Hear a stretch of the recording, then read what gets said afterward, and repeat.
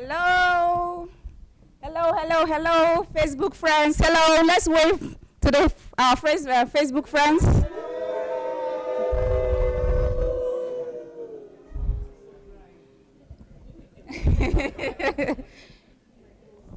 Good evening, all. Welcome to the evening section. This is History Makers Training, Day 4. I'm Babosha.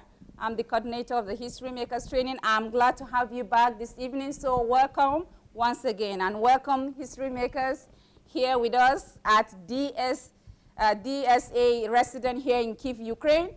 We are excited to continue the evening section with DSA. So we'll be waiting for him, and then we'll begin the section. But maybe before he comes up, maybe we can have a little preview. Anybody that wants to come up and tell us what he has been going, experience, what has happened, what has changed, anything? Anybody, please, History Makers? And before you do that, please, I want to happily and gladly announce the upcoming History Makers Training, which is coming up January 2nd to the 7th, 2018. Is that right? Yeah. Okay, I'm here. So go ahead. Okay. Good evening, Facebook family, kings and queens. My name is Anastasia McDonald. And I just want to digress a little bit. This is I think my 4th time of attending HMT. Yes. Yay. Wow. History Makers Training, and to be honest with you, History Makers Training would not be the same without this beautiful lady here. Her name is Babuchia, but popularly known as Boss Lady. Boss Lady. And seriously, for me, I don't think I would get much out of History Makers Training without her boss lady nature, training us to be here on time, doing our assignments. We get our red dots, and she is just the perfect coordinator for history, and I'm not joking. History Makers Training. So I just want to take this opportunity to thank you, Babushia, because you do an incredible job. Thank you. Honestly,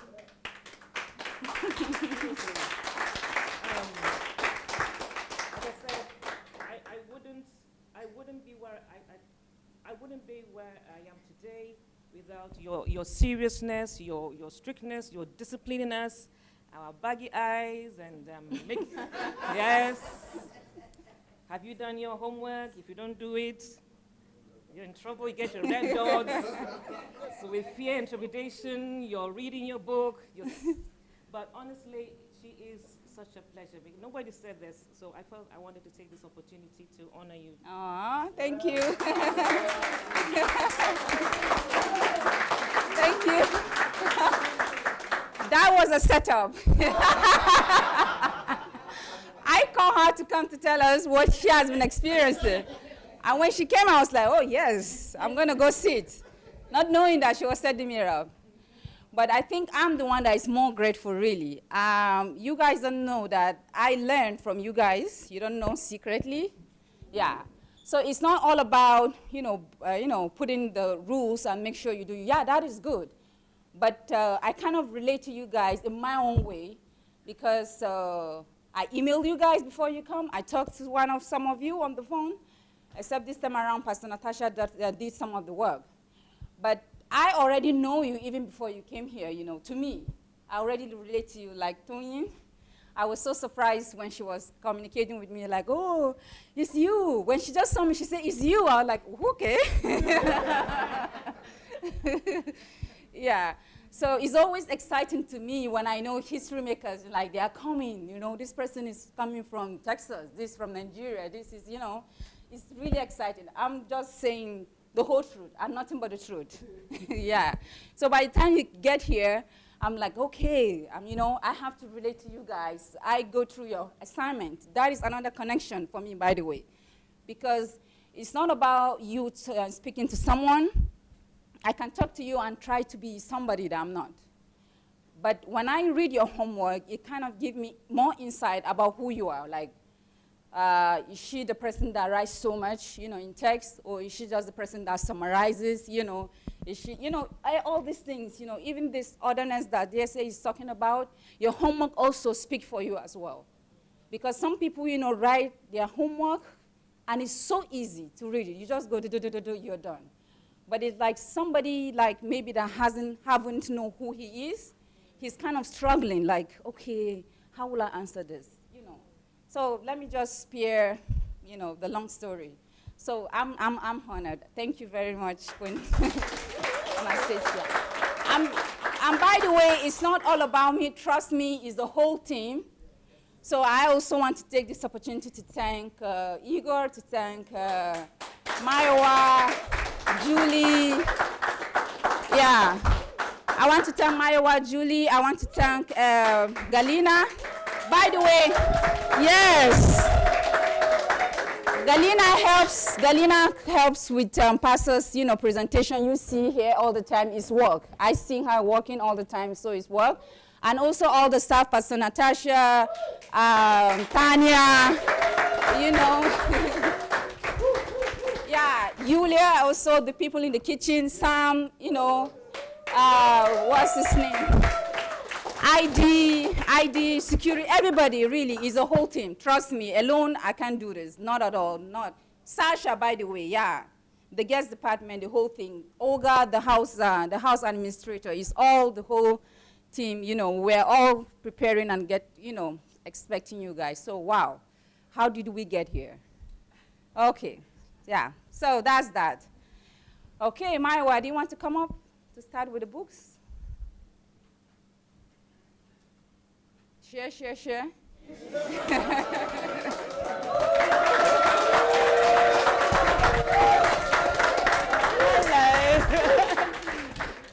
Hello, everyone. Hello, Facebook.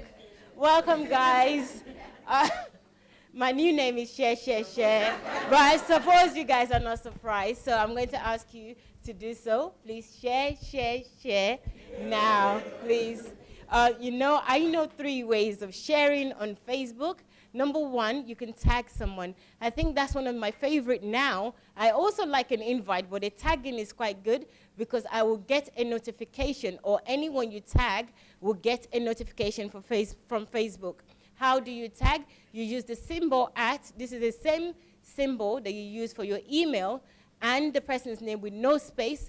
Facebook will populate the names and you start tagging one by one. So 1 tag per person. Please do so now so that they can join us. As you know, this History Makers training is about personality. And I think we all need to be personality. It's not just a few people in society, not the 2% in society.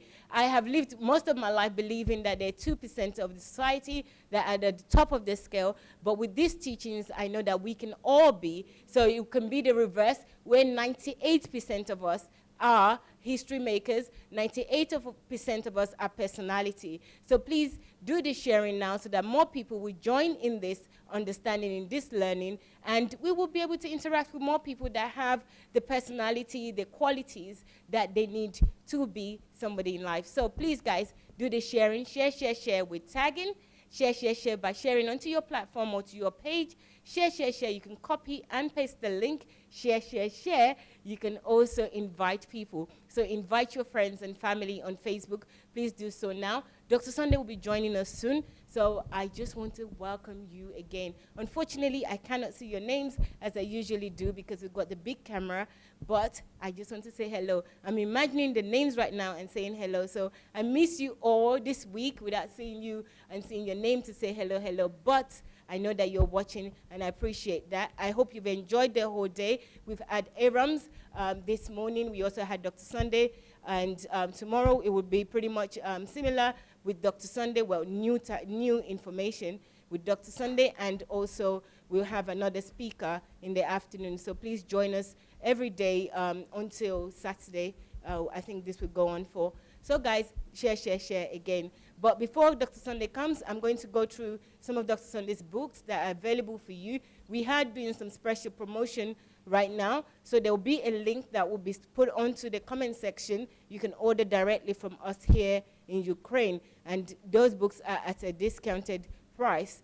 But if you don't order from us, you can still order from Amazon, wherever you are all over the world. So order on Amazon. And another way to order is Okada Books. You can order the electronic version of Dr. Sunday's books on Okada Books if you're in Africa. But welcome again to History Makers 2017 here in Kyiv, Ukraine. I know that Babusha already informed you of the January HMT. Hooray! Yay!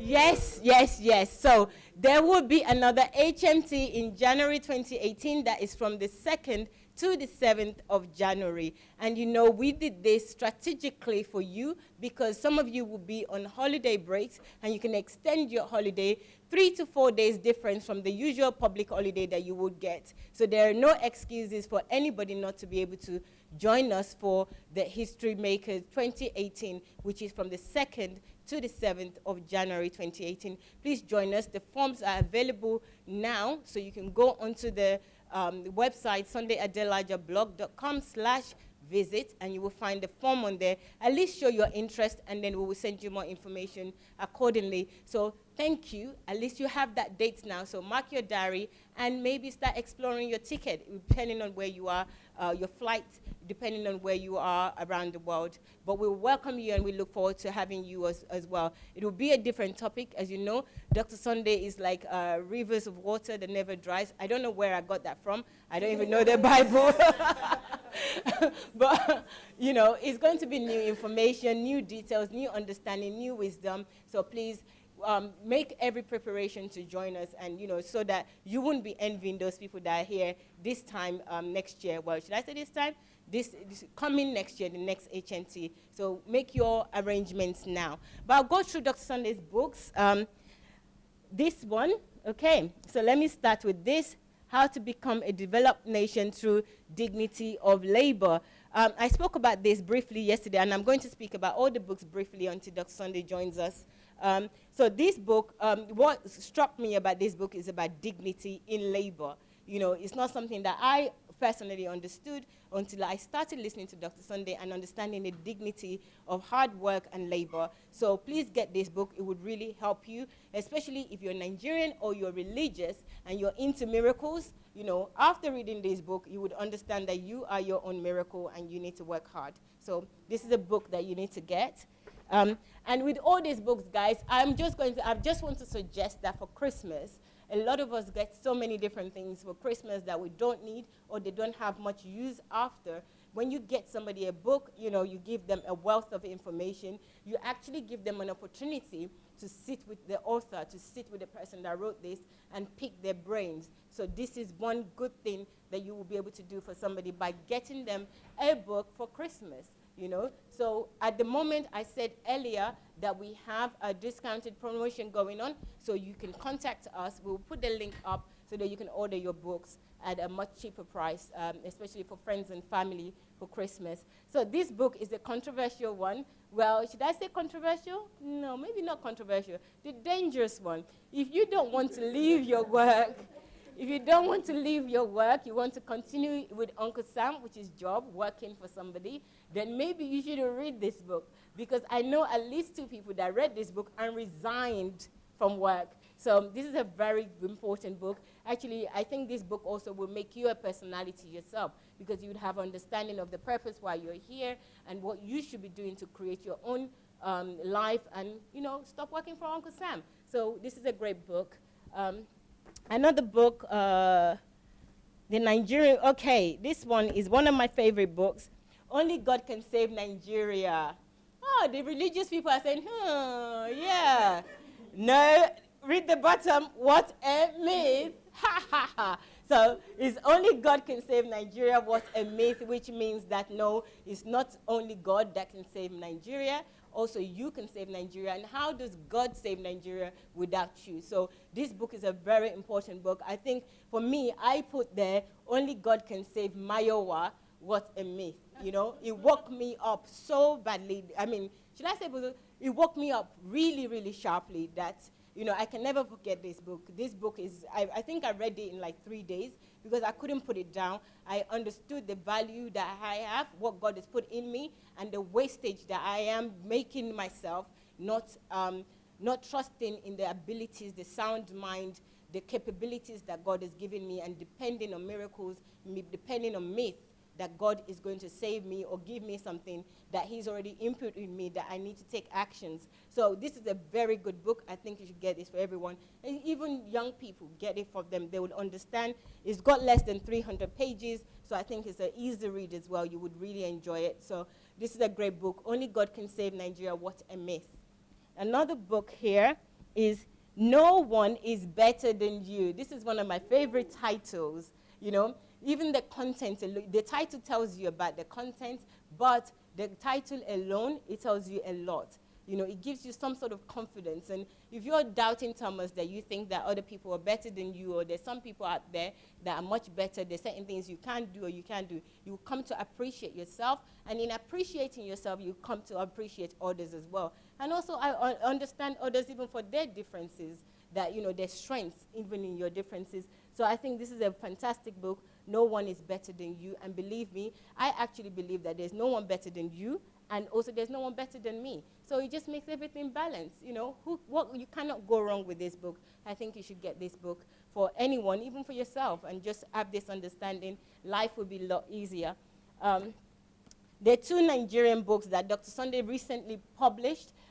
These are great books. This one says, How the Nigerian economy can overtake the American economy. I think I should do it one by one and not be lazy.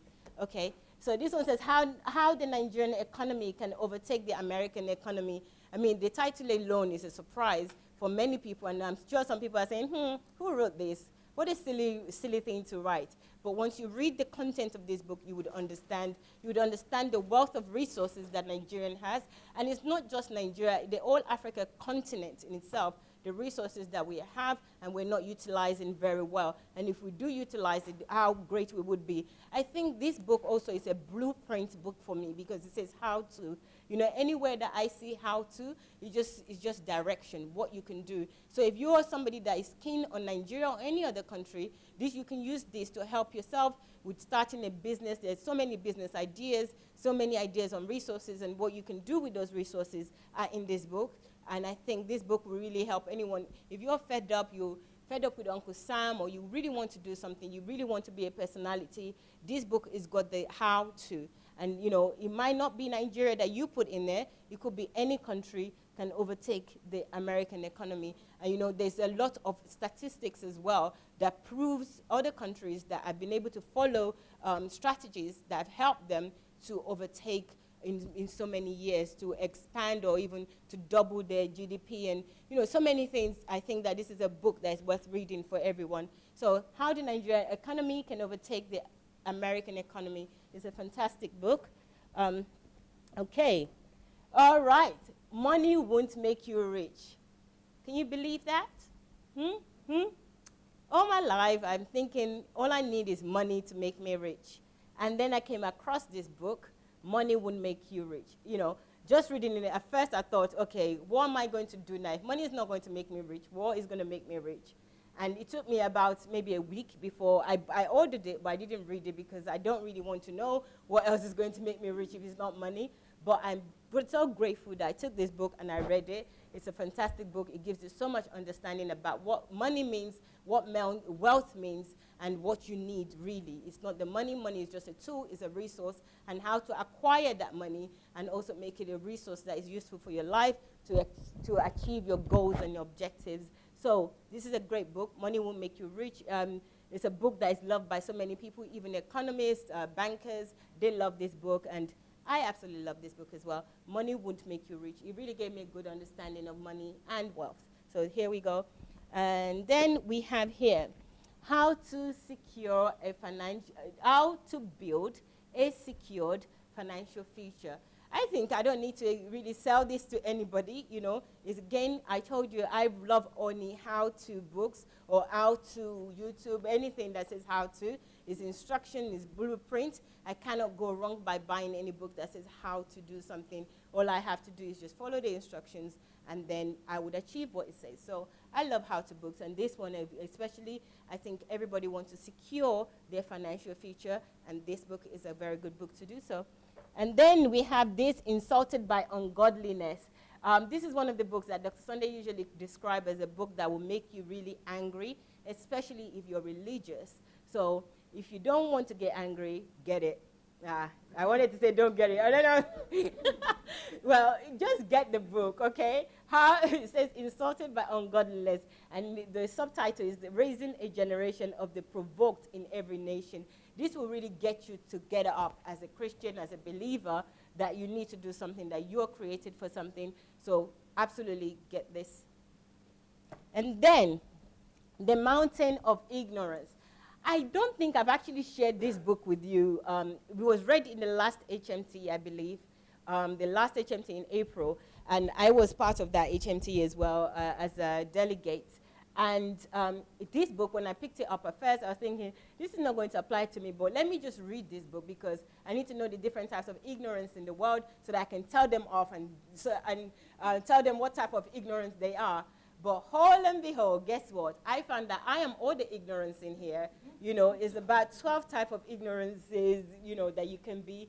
And it's absolutely brilliant. I had an understanding of some of the things, some of the challenges that I have that I thought is other people's problems, that actually they're my problem. This is an important book for everyone to read because, you know, I thought, yeah, maybe I'm maybe not an ignorant, but actually I am after reading this book.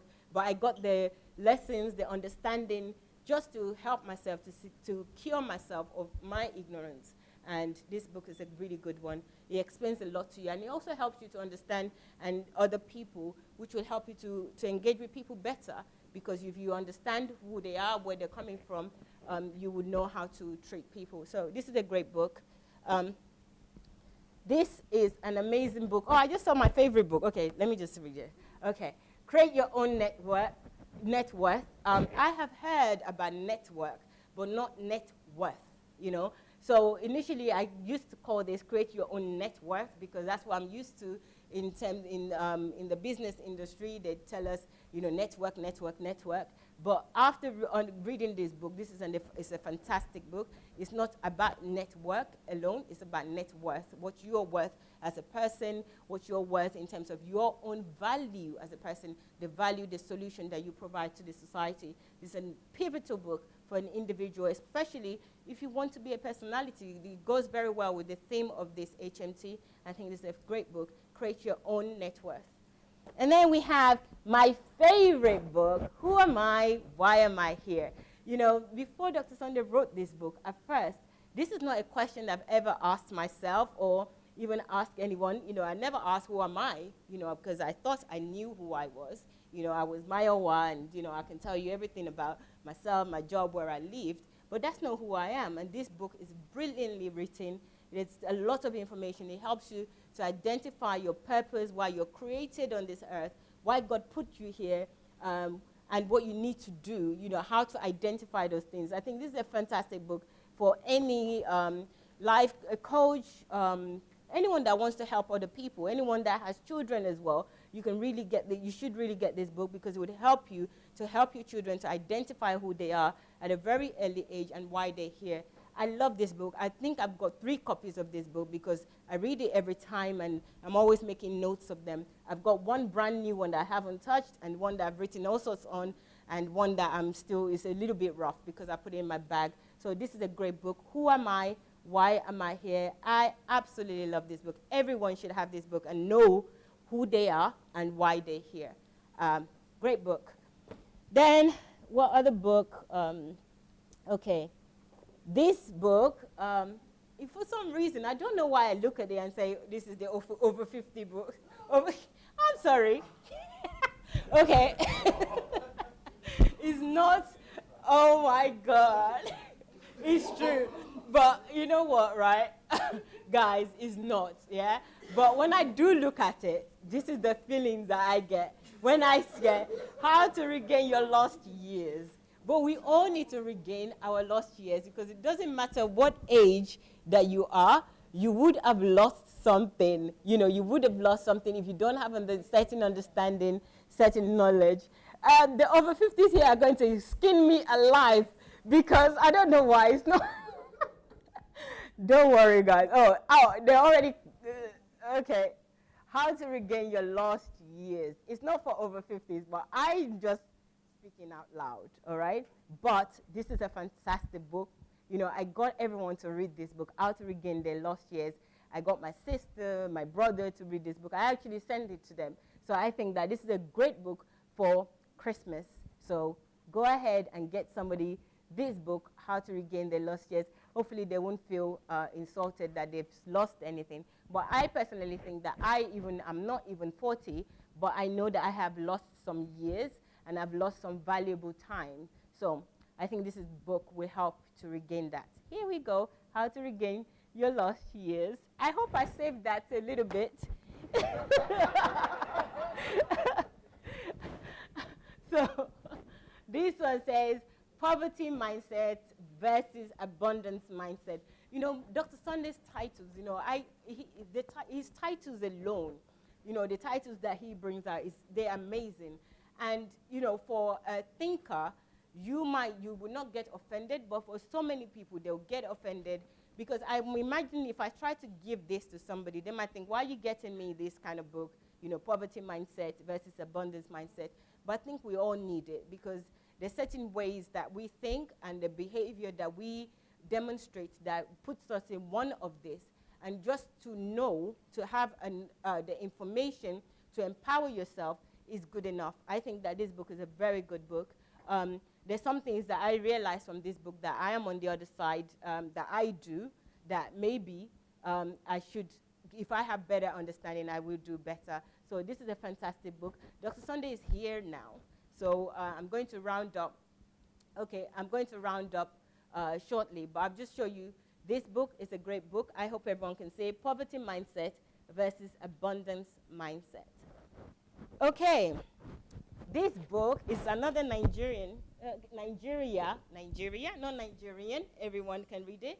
So Nigeria book that I love, Nigeria and the Leadership Question.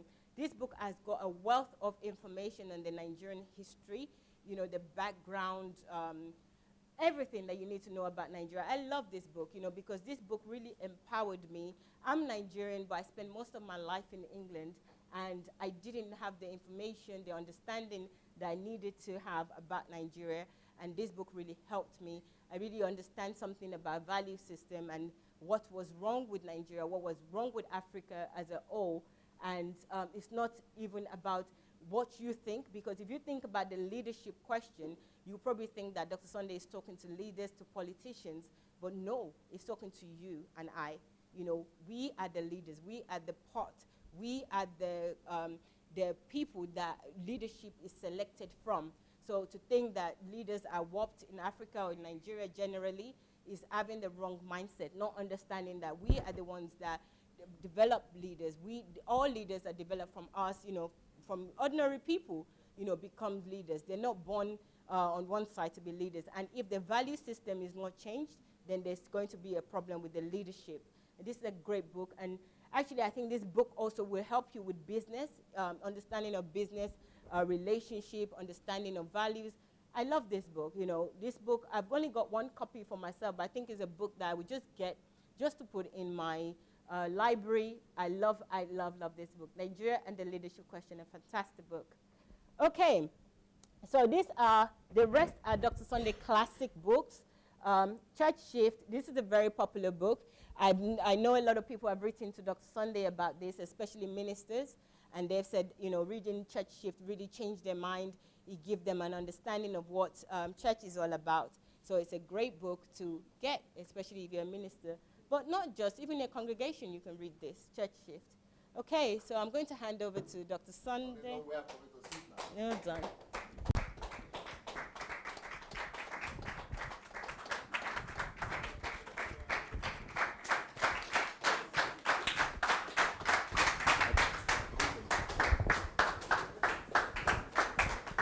What about this one? What do you think about this one? Who has read it? No one. I'm reading it. How to make Nigeria the greatest country in the world. Can you believe it? Can you believe it? Can you just believe it? You know, people are only talking about all the things that are wrong. Nobody wants to look at God's perspective. You remember where we are coming from? So I'm not dwelling here in all their troubles. I'm coming from there. The perspective is different. Please have your seat.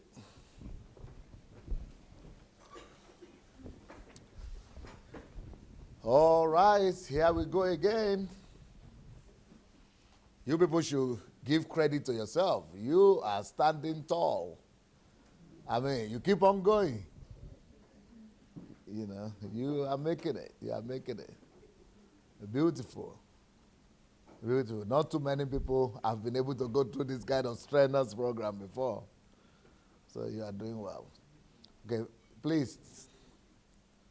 Okay, are we ready? Are we in the right place? Is that where we are? Yeah. No, go back a little bit. Yeah. Qualities that differentiate a personality from mere mortals. Okay. Next. Next. Quality number 1. A personality notices the challenges of its immediate environment. Most of the people think about themselves. Most of the time, they don't think about others. They are too preoccupied by their own fears, worries, Yeah, worries and problems. Stop. Is this true or not? True. You know, there was a time that I never thought about that. You know what I used to think? When I was suffering from complex and inferiority complex, lack of confidence, it was all because I thought everybody just thinking about me. If I'm going in the street, I say, everybody is looking at me. Oh. If I'm sitting here and I say, I cannot stand to talk because everybody is thinking about me. You don't even know that even when you are standing and talking, they are not even seeing you. They are talking about themselves. That's just life. If I used to go in the street, I would be considering all the people around and say, all of them are seeing me. I never knew that nobody is seeing anybody. People even they are looking at you like this, but they are not seeing you, they are seeing themselves. Even you are talking to them live, and they are still not seeing you. They are saying, But behind what you are saying, they are seeing themselves, their own reply, their own responses, how they will answer you, how they will look nice, what you are thinking about them. That's just life. That is why, because of this factor, no human being who knows this has the right to suffer from inferiority complex or lack of confidence. Because the reason why you suffer from inferiority complex and timidity is because you are aware and you are thinking that people are thinking about you, bad or good or not so good. You are thinking that people are preoccupied with thoughts about you. But when your eyes open and you know the truth, that nobody really cares about you. T-shirt. When you know that nobody really cares about you, you will move forward in life. So most people, that's the way they are. Now, let's bring it home. So let's bring it home. What about you that are here right now, that are trying to become personalities? Is that still your reality, that you mainly think about yourself? Is that your reality still? Because I had to stop. In my own case, I had to stop and do an inventory and do an inventory about myself. Okay, because I couldn't believe that at first. And I'll say, okay, let's think about it. What do I think about in a day? Most of the time, what do I think about? But for women who have children and have husbands, for you to set yourself free from this one, you have to be a super woman. super organized, super focused, and super spiritual. Because normal, everyday woman, normal women, everything they are thinking about 80% of the time is about themselves, children, and home. 80% of the time. For them to break away from that, maybe just momentarily. So, but men don't know that, but that women are really having challenging days. So women have to do extra work to become personality just because of this factor. If they are not married, they are set free. Thank God for them. But if they are married, bad news. Now, if the children are grown up, of course, maybe a bit better. But when the children are not grown up yet,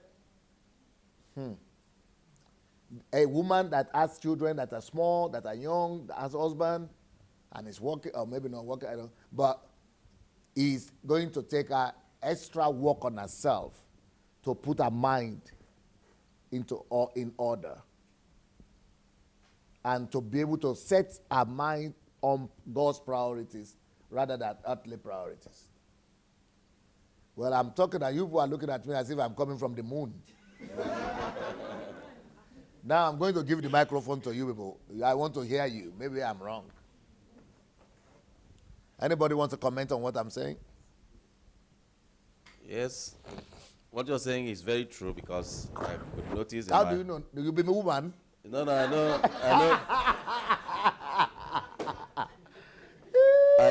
I know because I have a woman.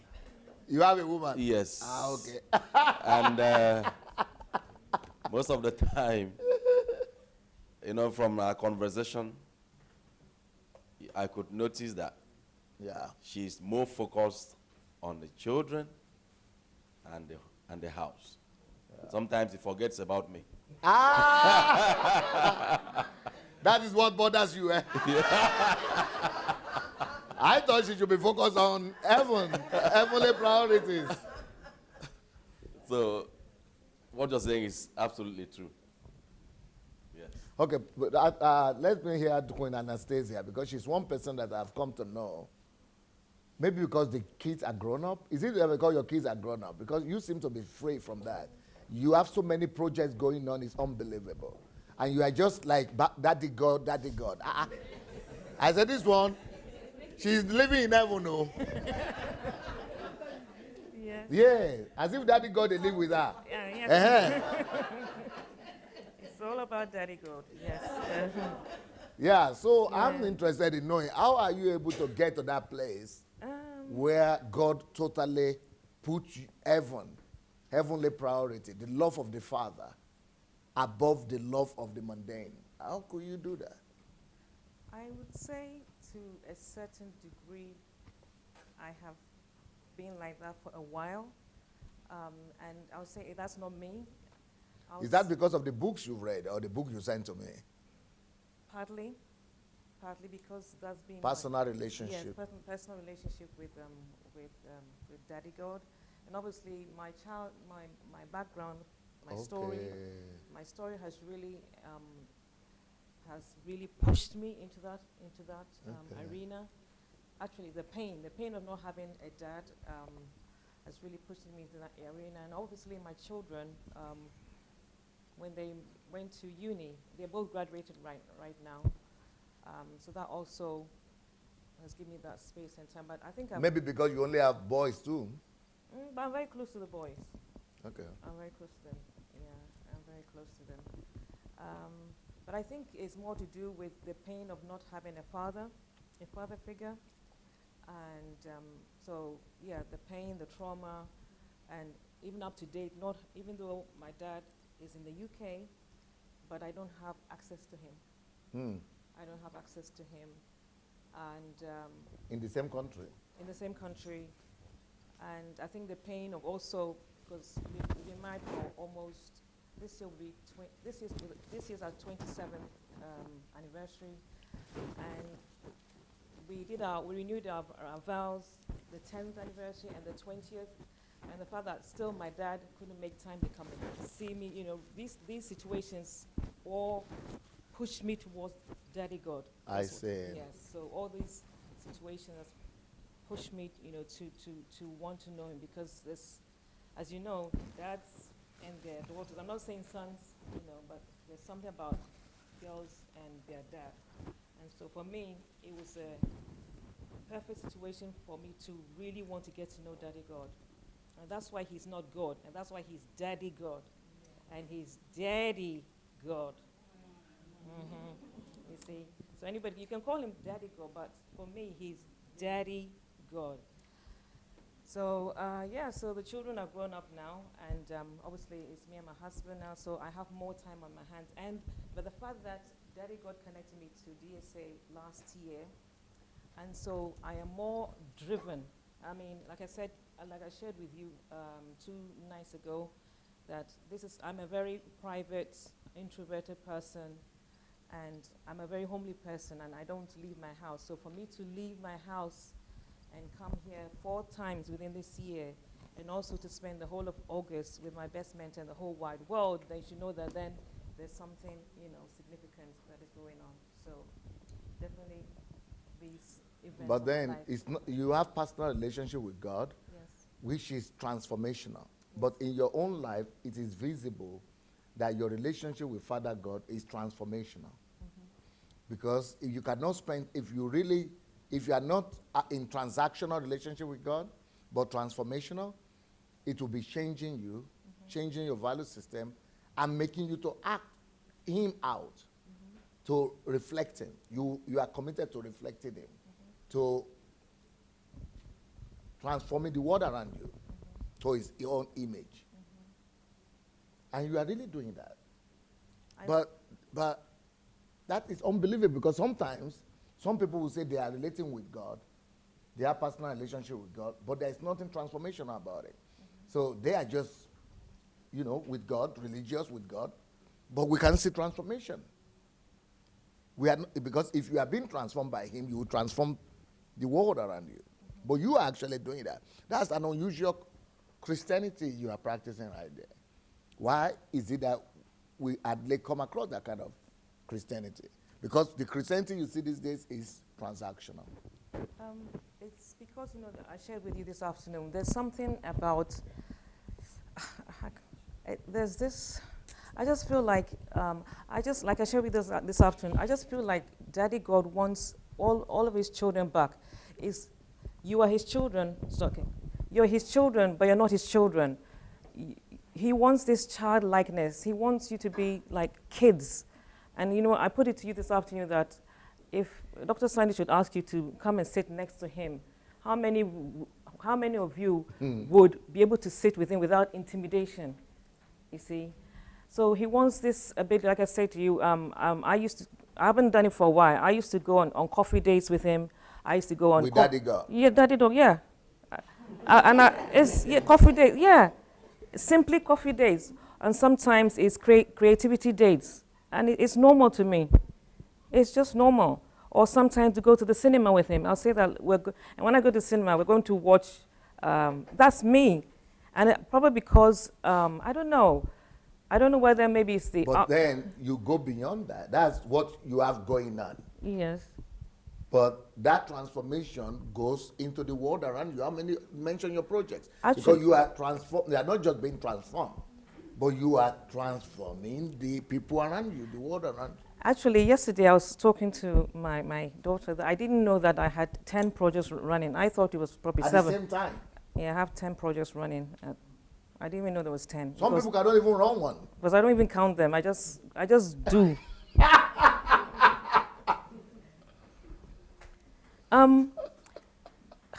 It's all coming from my relationship with Daddy God. That's where it's coming from. That's where it's coming from. Because that is an example of transformational relationship with Daddy God.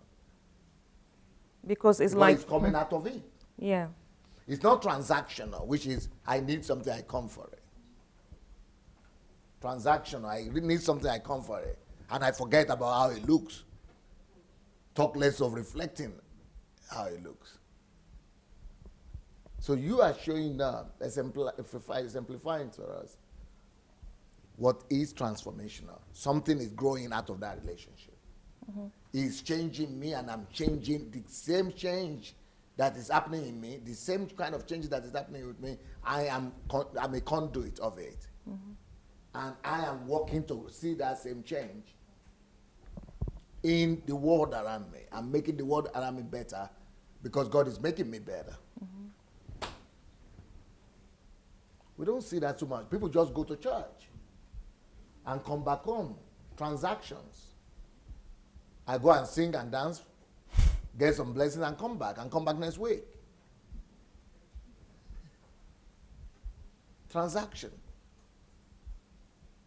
But you are living with me every day. No, you don't even go to church.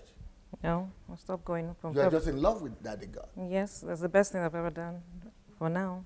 Yes. But then you are changing the whole world around you And without going to church. People don't see that as people like, but this is real Christianity. But people, it's like a new model.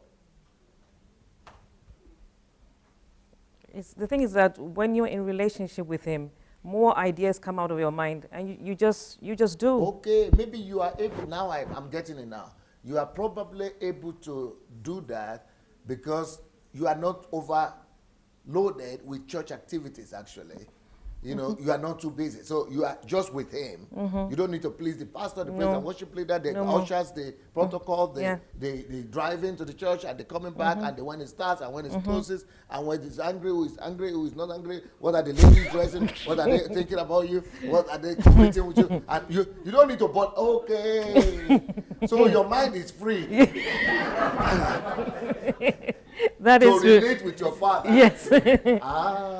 And then you don't need to go for Monday night prayer meeting. You don't need to go for Tuesday night leadership. You don't need to go for Wednesday nights home group. You don't need to go for Thursday nights that. You don't need to go to So now you can hear from God fresh, and then you have the time to go and just execute it. Instead of saying, oh, but I have to go to the ladies' meeting, I have to go to the women's meeting, I have to go to single mothers' meeting, I have to go to prayer meeting, I have to go to evening night meeting, our prayer meeting is on Thursday, I've got to go to vigil, I have to go to deliverance. So people are so church actually could preoccupy you so much that it stifles out God in all the numerous activities. So much that there is even no time to be transformed in his presence. Talk less of then going around to transform. There is no time to transform anybody else because you're too busy. You've got to go and please some people, the program. I don't know if I'm getting it. Anybody wants to add to that, please? Yes, please. As you can see, I'm on my own. My husband is not here, but there's a reason for it. If I'm here, it's because there was an agreement, and both of us understand that we all have different destinies. We have a calling, so my husband doesn't interfere with what I do. He understands. We have, when Pastor Bosse came to explain to us about family issues, how it works, she kind of gave an example of how you can have like a model that you can apply to your family, you can like find like a way of agreeing with your husband or your wife. And with my husband, that's what we've been doing. So when I want to do something, he will not say no because he understands that I have a calling, I have a purpose. And you have your own life, my own life to live, with God. my relationship. So he would never say, oh no, you can't go to do what you want to do. So he would not really put his hand in my business in that sense. So it's like, even him when he's doing his own thing, I don't interfere because I know it's important to him and it's dear to him. So I think it's all about the personal relationship. And I have my personal relationship with God. He has his own relationship with God. And we understand that, so we don't want to, like, mix it. We don't want to be like, okay, you're the wife, you have to stay at home, you have to be cooking. Even though I do these things, these mundane things, I do it because it's part of my duty as a wife, but it's not like compulsory. It's not like I have to do it because he understands I have a higher purpose. That's what it is. Okay, but then my question is a little bit different. My question is, what I see in Queen Anastasia is the example of transformational relationship with God that makes her to live a transformational lifestyle every day. So I wonder, how is she, because for her, for me, in her life, it's very clear. She reads, how many books are you reading now? Or you've just read in recent years? 5. Okay, she's reading 5 books at a time, working on them and, practicalizing them. So she is really about transformation. She wants to change to God's image. And she's so much in love with God, and she's calling God Daddy God. I mean, always found stuff about God. Go to our web page, our Facebook page. You see all kind of fun things that she's doing with God. I mean, you almost think that God is a human being that is living in her house. That's what you would think. So she is in love with God for real now. But then, but then she's having 10 different projects at the same time. A human being that is married, 2 kids, how? Normally, those things don't happen. And then she's not just, she's transforming the world around the 10 projects running at the same time. As if she doesn't have problems. Then, I'm in my mind thinking, how does she even have the time? She's almost living like me. Then I discover, okay, she's not even entangled by church activities. That might be a great freedom for her, because I began to now see how people live their lives, religious lives. And I see that religious life takes maybe almost 50% of people's lives. So they don't really have time to please God because they are pleasing church. So I think that's why she's able to spend quality time with God by herself. And then that quality time with God, and she's able to actually translate it into change, transformation. She's being a conduit of bringing to the lives of all the people she could reach, anyhow, by any means she could reach. So I'm thinking that transformational instead of transactional relationship that she's able to build. Is that, I want to hear people's mind about this. Is that, why is it that it's very rare to come across that in Christianity these days? Like, for example, I am like that because I'm full-time. Pierre is like that because he's full-time working for God. But she's just a regular human being, father's daughter. And she's been able to live just putting God at the centrality of her life and pleasing him and extending him everywhere, every how she can. That's basically what Ephraim is doing. Because he's a businessman. He has a wife. He has a family. But he's traveling all over the world, training people, empowering people in the loss of money and financial matters. So I say, how are you doing that? He's spending money, traveling by himself, not taking offering from anybody, not waiting for, just going to equip everybody else, teaching everybody else, living for God. So I say, have you gotten all your life's problems resolved? Who is running your business? He said, I am running it. I said, you have office, you have work. I said, no, I do my transactions, I do my business, use the money to serve God, first of all. People don't live like that.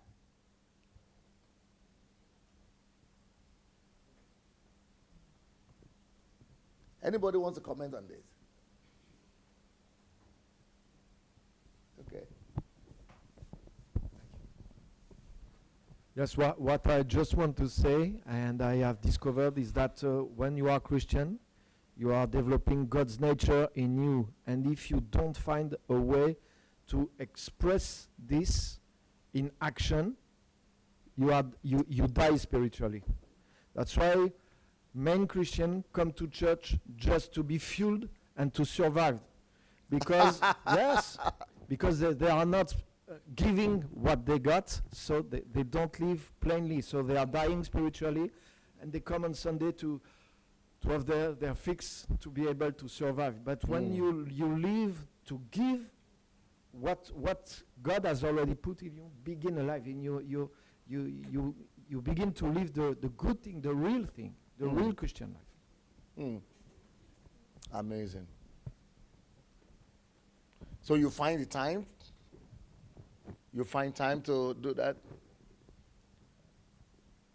Because God becomes your priority and his interest.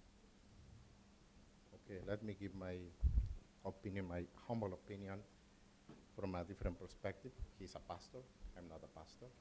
Yeah. So, That's yeah. that's the challenge, yeah. Because a lot of people are watching you right now who have the same dilemma. They will say, okay, if you're a pastor, at least, yes, understand. But I am not. So how do I live like that? Because all people are just living for Uncle Sam, let's face it. People are just, you have to go to job. I would have liked to do what you are doing, friend, but I've got to go to work. That's how people are living. Yes. And well, to me, how it works, first of all, is I understood what God's principles are.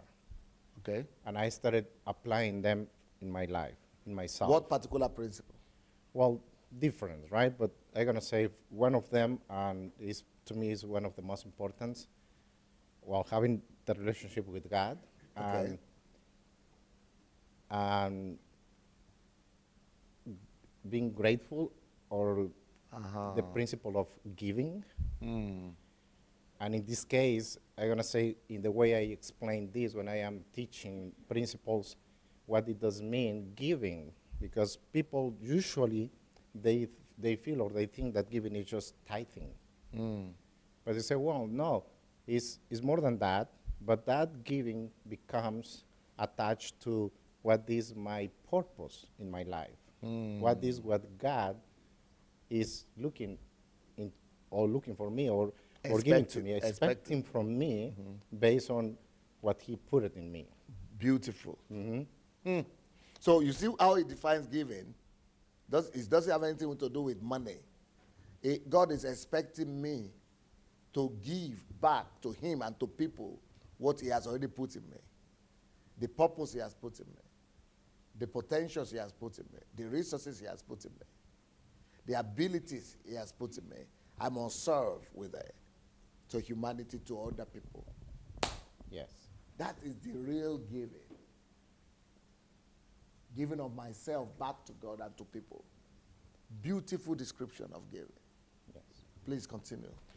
So when I understood that, I started really working for people.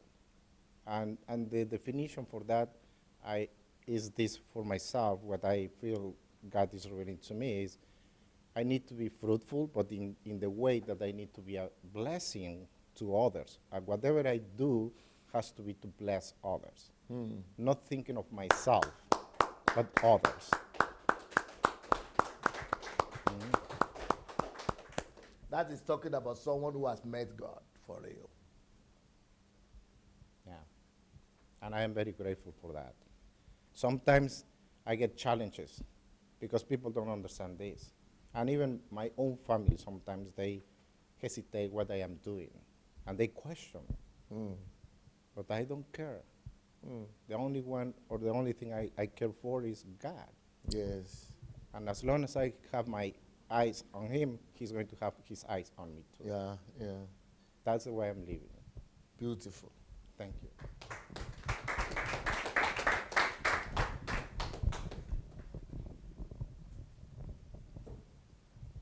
Strong points. But if you're really living with God, if you have encountered God, that encounter must be seen somehow. Must be manifested, must be.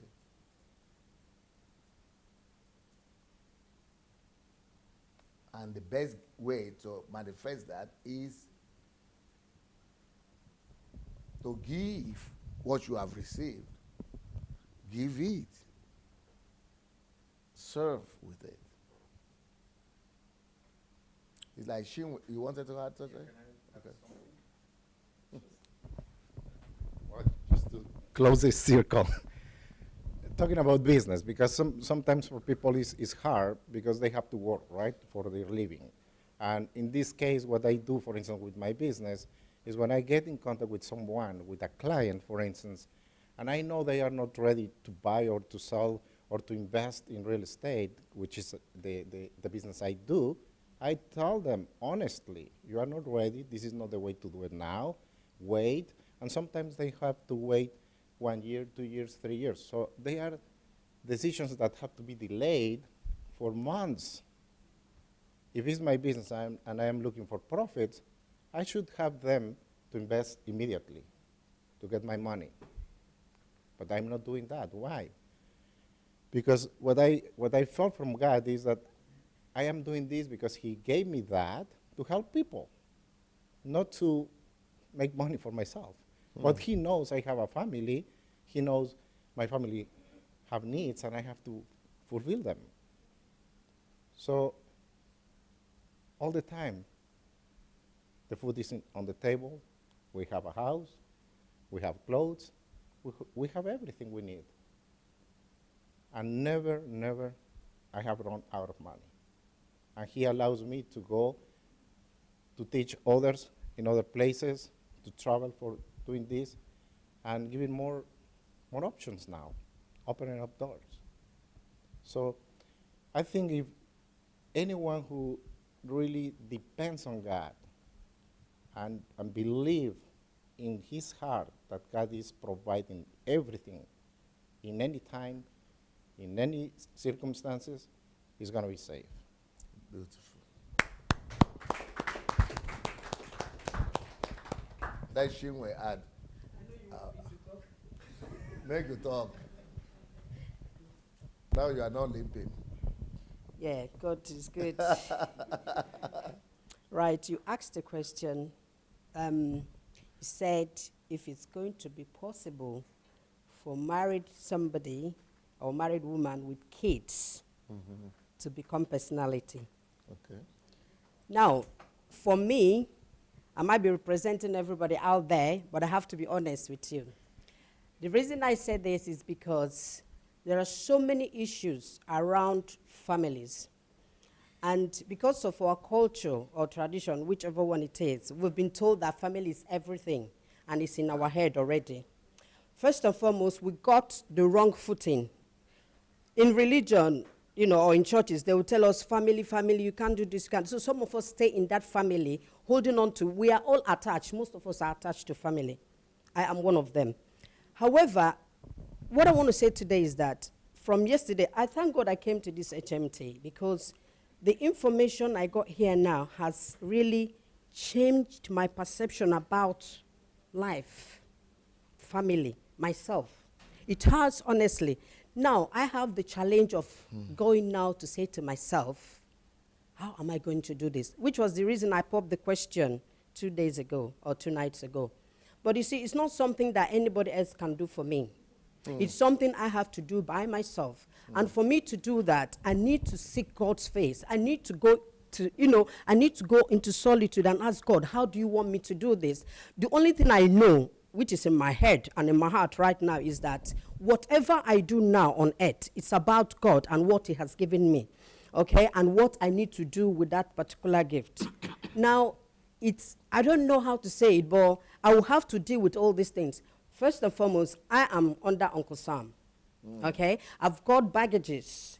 With what you explained today, I need to sit back, use wisdom, after talking to God, to know the right way to step in. But I have to discover myself first, knowing what God wants me to do. Right. And once I discover that, then the next thing I need to do is to ask God, Father Lord, you've given me all these things, and this is what you want me to do. How do I go about it? This is a problem that most people in life have. Everywhere we go, we have it. This is a new information, Pastor Sante. This is a new information. Most people have never heard about it before. Wow. This is the first time. So if people will be honest to themselves, they will say, I know some people say they read their Bible, you don't need somebody to explain it to you, but somebody is explaining it in a way I've never heard before. So it's different for me. Now, I need to take my time, digest it. I've heard it. I can't just make a decision like that because it's going to be really bouncing back at me because I won't think it through. But now what I need to do is that, and let me tell you something else. Having said that, I love my children, yes. But something I also have discovered is that these children will go away and don't even care about me. Yes, of course. That will happen. That's but life. that doesn't mean I won't love them. There's something you said today, and I was talking to some of my friends. I said, no matter what happens, okay, I love my husband, I love my children, I love my mother, I love everybody around me. I need to separate whatever Yes, they do to me yes, that hurts me. I need to separate it from the love of God. Still love you all the same. If I have something I can do for you, I will still do it.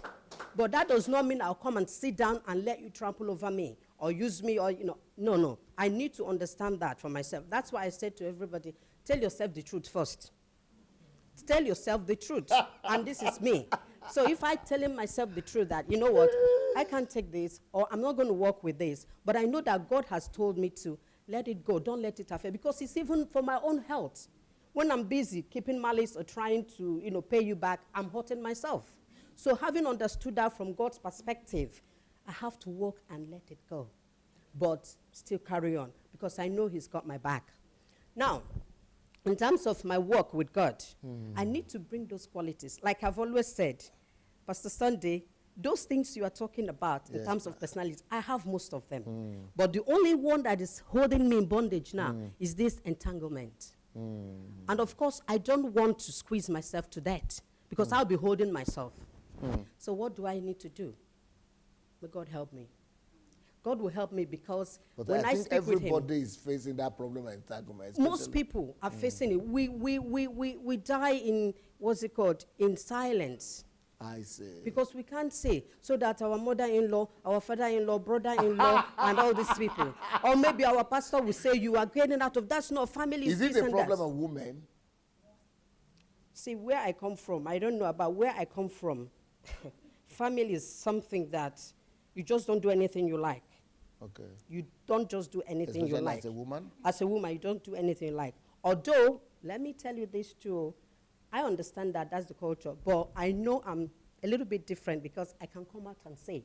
No, but consequences. But there are consequences because, for Yes. example, in America, Yeah. you should know the statistics.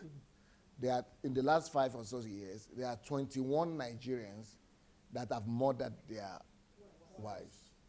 And 19 of them are Igbos, 1 Edo, 1 Yoruba, but 19 of them are Igbos. And then out of those women, 15 of them are nurses. That, I don't know why, but that's just the way it happened. But why Igbos? Why Igbos? I mean, that's 98%. Murdering their wives. Why that? Can I give you, I might be wrong, please, viewers, don't murder me. Let me just say this. I'm not saying because it has happened to me, but what I feel is this. You see, there was something we were saying about husband, wife, the way you treat people and things like that.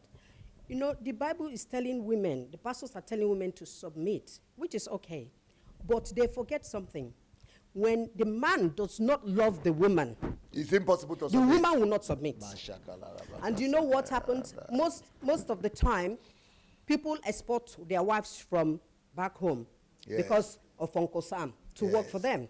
Okay, And is it because of Uncle Sam? Yes. No, And I thought it's because the woman from the village is not as too exposed, maybe. Pastor Sunday, most people leave abroad to go home to go and marry a nurse. I'm sorry. If I'm lying, tell them.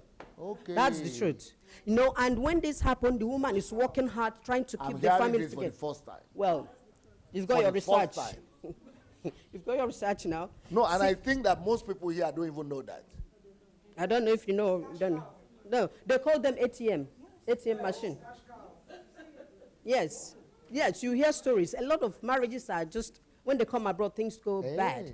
Because there is a clash between the culture back home, because they can enslave you. But when you come abroad and they tell you, because of justice, you have the right as a person, not even as a woman. And then when the man start doing all the usual thing, the woman say, out of here. And when they do that, trouble starts. They will wait for you in the village. That is just the truth. So people get entangled with all these things. But I believe that with this message is now going out and people realizing what is going on, Wow. I always say to people, it's not about woman or man. I'm not for man or for woman. I am interested in treating people fairly. They are human beings. They are created the same way God created you. So why treat me the way you don't want me to treat you? That's what is going on. So when the woman revolts and says, no, you can't treat me that way, you know, for example, a woman can go and work, and the man will be telling you, I'm going to do this, and dishing out what you're going to do with that money. And the woman said, no, you can't do that. I can't be working. With that money? Yes, it does it's not happen. possible. Ah, okay. Okay. Okay. No, but it's true. It's true. So what right does a husband have to the salary of the wife? It's the husband. He paid the dowry. No, maybe this is only happening among Igbo people. I think so. Maybe. I mean, I've never had a case like this with the Yorubas. I mean, how can you be working and your husband will say he has the right to your salary? It doesn't happen. It cannot happen. It does happen. It does happen. It does happen. And something else you need to know, let me just say this as well. I know there's difference in culture. In the Yoruba land, I have friends, and I understand that the woman can easily go out there and build Anything a house. she wants, yeah. Fine. Even in the father's house, Yes. when the father dies, she's entitled to whatever. Everything, yes. It doesn't happen in Igbo land. It doesn't happen in Igbo land. You don't do it. If you step out to do something, okay, I don't know what they will tell you. I don't know. But that's the thing. There are so many things that need to change in Nigeria. Certain things need to become universal so that people will understand what is going on and then learn to live that way. So that's why I say, even as we're doing this Uncle Sam is going to hold our children unless we work extra hard and make them understand that this is not the right way. If we don't do that, things will go, it will just carry on like that because it's in the mind. And I tell you something, apart from the culture, this religion we're talking about that you're trying to make us understand now, it has done a lot of damage, a lot. So when you were doing paganism, I was very happy. I called my mom, I said, religion plus Christianity plus culture equals to paganism. That's just what it is. Yes, they'll mix and match. Yeah, and I tell you something, it's very selfish. In Igbo culture, I see it as very selfish because everything they do and say is about, you know, trying to put women somewhere. Surprise. You understand? Trying to put it somewhere. Oh, our culture is really, when it comes to food, the same thing. They'll keep chicken and tell you to eat the other side that is for women. I'm so sorry to say this, but this is the truth. Okay, listen, but why don't you people see that as maybe God is going to speak to you people, or you even, as a burden? Why don't you see that as one of the spheres of influence that needs to be reformed? Yes. Why can't you start a movement to reform that culture? Okay, for example, I will identify this thing you have just heard from you now. How can you say a baby girl or woman, my daughter, because she's a girl, cannot inherit my properties just because she's a girl? Only the men will take it. I have to put that down and say, no, that is not acceptable. We have to start a revolution. Me, I can come support you. Okay. Yes, we have to stop a revolution. We have to start a revolution. That must change. Either in Igbo land or in Ghana land, Cotonou land, Angola land. It doesn't matter where. Okay. If a human being is being mistreated like that, she will not receive. And then when her husband dies, she cannot also inherit the things of her husband or the parents or the relative who like to come. We have to uproot that culture. I tell you. That's one. Two things I'm hearing from you, that men, I never heard this thing before, that men go back home for economic reasons to marry ladies so that they will work and then have their salary. Me, I go start a revolution. I never heard that before. It happens. You know, ATM what? You don't treat a woman like that. Is she second class or what? And then what you said now, I think that is happening in the village. That, you know, she cooks the food and then she has to go to another place to eat. No, there are certain things. No. There are certain things. We are going to uproot it, you know. No, let me tell you. Let me put it right before people get it wrong. It's not about cooking and eating somewhere else. Okay. There are things I didn't want to mention, because of how it sounds.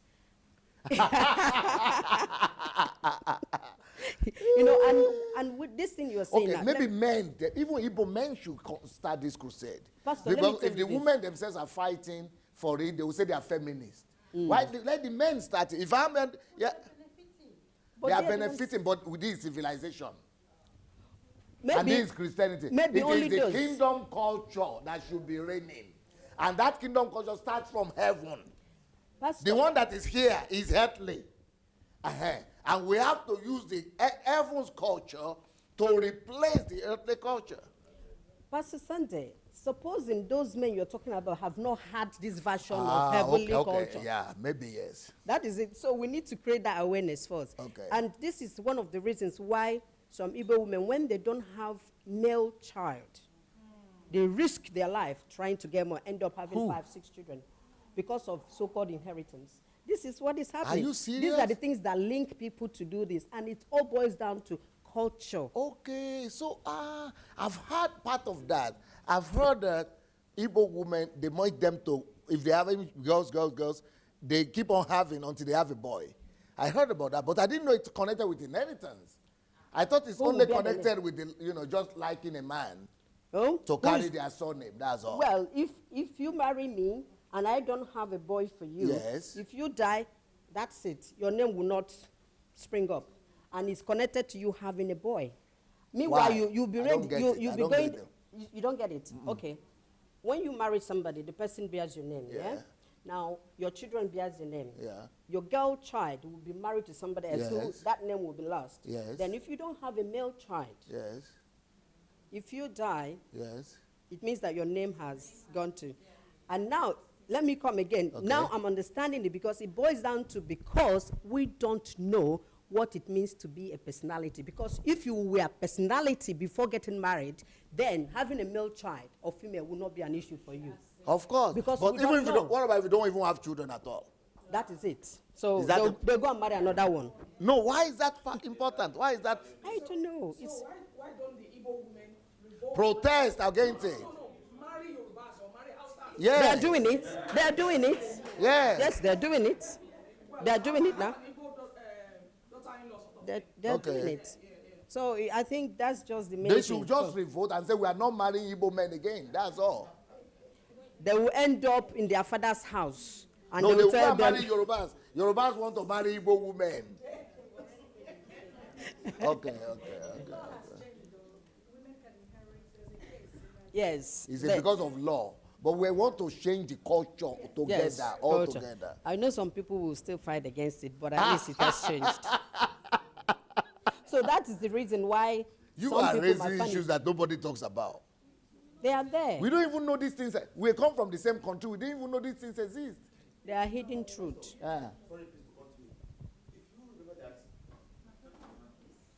Come now, Pastor.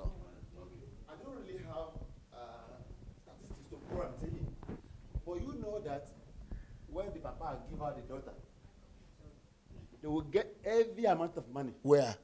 in the Igbo land. Okay. It's like they sell the girl. I see. And when you buy a property, So that's another factor. when you buy a thing, you have every right to use it the way you find it. That's the truth. Maybe we need to change that too. I won't tell you.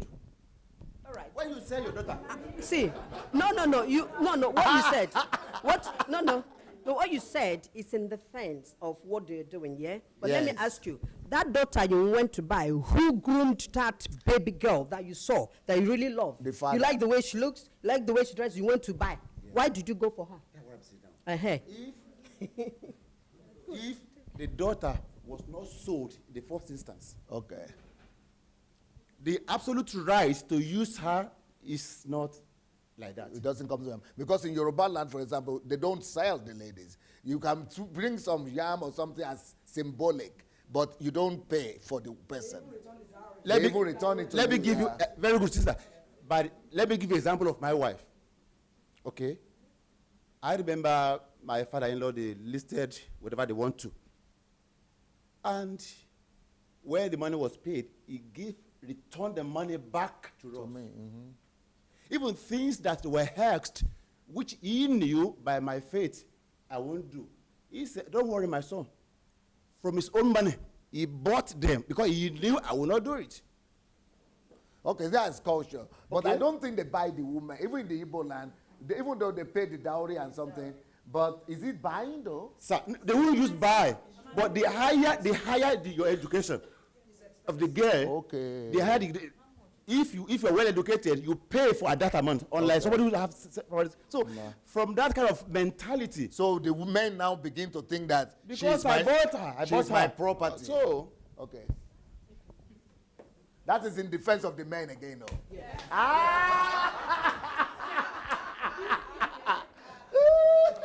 No, I'm an Igbo woman. Okay. So this has gone into tribe and culture. Okay.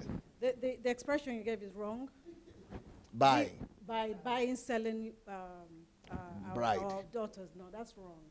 I watch Yoruba weddings, Yes. traditional weddings. Yes. There's so much Yes. that they buy, they bring in. Yeah, but Okay? they don't, no, that's just, it's not the same, you know. They coming. just bring it in as Yes. tradition. Yes, that's Yeah, our but they tradition. don't bring money. Okay, No, for example, no. they will put money Can there I- like 100,000, Okay, wait. 1,000, 100 naira, Okay, let or me 1,000 you know how naira. much That they is paid no for money. my husband paid for my bride price. Mm-hmm. They brought 10,000 naira, Okay. and my father took just one note because it's That's the way it's done in Yoruba Yes, land. so but it- that is it dep- not, that is exception in your case. No, but what no. is say in the most Igbo culture, most people demand the money. Wait, it is expensive because it's a tradition to Yes, buy this and buy yes, that and buy yes. that. It is expensive. That is the order. But, We don't use exception. We are but- talking about the general. Yeah, it's general, but it's the Igbo culture. They don't sell. We don't sell our wine. But that is the But- mindset the man has. That's what he's trying to make. He's trying to make, he's not accusing the culture. He's trying to tell you, explain to you the mindset of the man. Because I've given the money for it, he went to school, I've paid. So I have, because I'm saying, why it's killing? You know, if you agree that there's a problem. If I have 21 Nigerians who have killed their wives, 19 of them are Igbo, tell me, too much problem. That's a problem right there. And part of that problem could be because of what he's saying, that I bought her. Now she has come to America, she wants to declare independence. That I will not now behave like an American or like a Western person. So you cannot. Then he kills her because he thinks she is trying to be independent. Okay. Maybe that is not connected though. Yeah. I personally think it might be more connected with the ATM mentality. Oh yeah, that's for sure. The Igbo, a lot of them probably they do cab, so they know that the profession, nursing profession or medical profession pays more. So they marry doctors or nurses. They are driving cab, you know. So and when they come, the women come, they work, they make more money, but then they still want to control them. Do you understand? But sometimes I don't want to defend. I'm not going to defend anybody that kills anybody. But I know that it's happening here too. That is why there's a lot of divorce, a lot of men. I don't want to talk about tribe. Their wife will drive them away. No, we've got to talk about UK, tribes. Because why are we going to talk about tribes? Because we want to change that. Oh yeah, I'm Yeah, for it. so I'm for that. For we cannot change something we don't talk about. So we've got to say, okay, we are Nigeria, we have 250 tribes. Why is it that this is not happening in most of these tribes, but it's happening in this particular tribe? We must address it and say, just like before, when the missionaries came, they were killing in Calabar area and in Yoruba, all over Nigeria anyway. But let's say Calabar right now. They are killing twins. Somebody say, we will not address that. It's not about tribes, so let them be killing tribes. It's just something that, no. We've got to address it. You're killing twins. You've got to address it. You have it in Calabar area here. You've got to address it. That's how revolution comes. That's what personalities do. We confront. We address. We challenge. We don't say, they will say, I'm a Yoruba man, that's why I'm challenging it. Or because I'm a woman, that's why I'm challenging it. No. It's not inconsistent with the culture of the kingdom. We bring the culture of the kingdom to change this thing that is not in line. Because it's dehumanizing a human. He's humiliating another person. He's creating a picture as if a woman is inferior to the man. We are not going to allow that. Why? Not because I'm any nationality, but because I'm coming from the kingdom. The kingdom culture must change that and replace it with heaven's culture. That's the idea. And you have to join the crusade.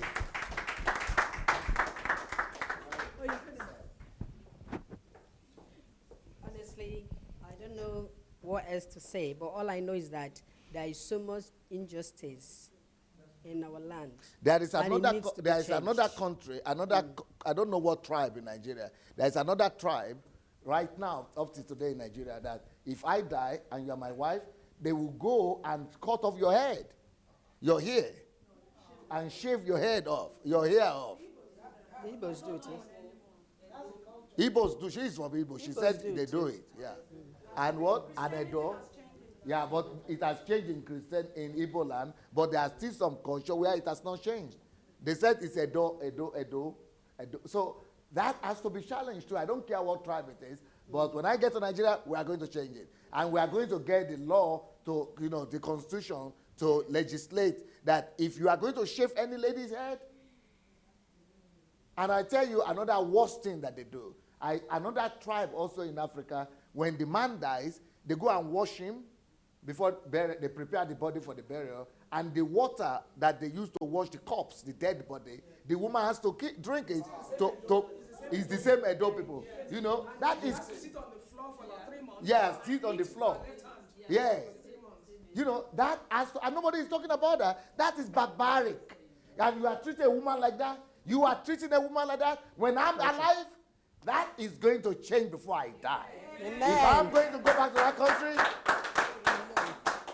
if I go back to that country, I am going to change it. I don't care what tribe, I don't care what they're going to say. That is dehumanizing the nature of God in a woman. That is dehumanizing the image of God. I am not going to be alive. I'm not going to be in that country. All those things happening there in the Igbo land or Benin or Edo land, we are going to challenge them. And, there are some things I'm going to change in Yoruba culture also. One of the things I'm going to change in Yoruba culture is the fact that everybody is, subservient. Dobale for everywhere. Dobale. And people are looking, yeah. That is what we're going to change. That's what I'm going to change the Yoruba culture too. So all those things that are not consistent with the nature and the image of the kingdom, we are going to challenge them and we are going to alter them. Okay? That's what being personality is all about. All right. Amen. Yes, sir, Matthias.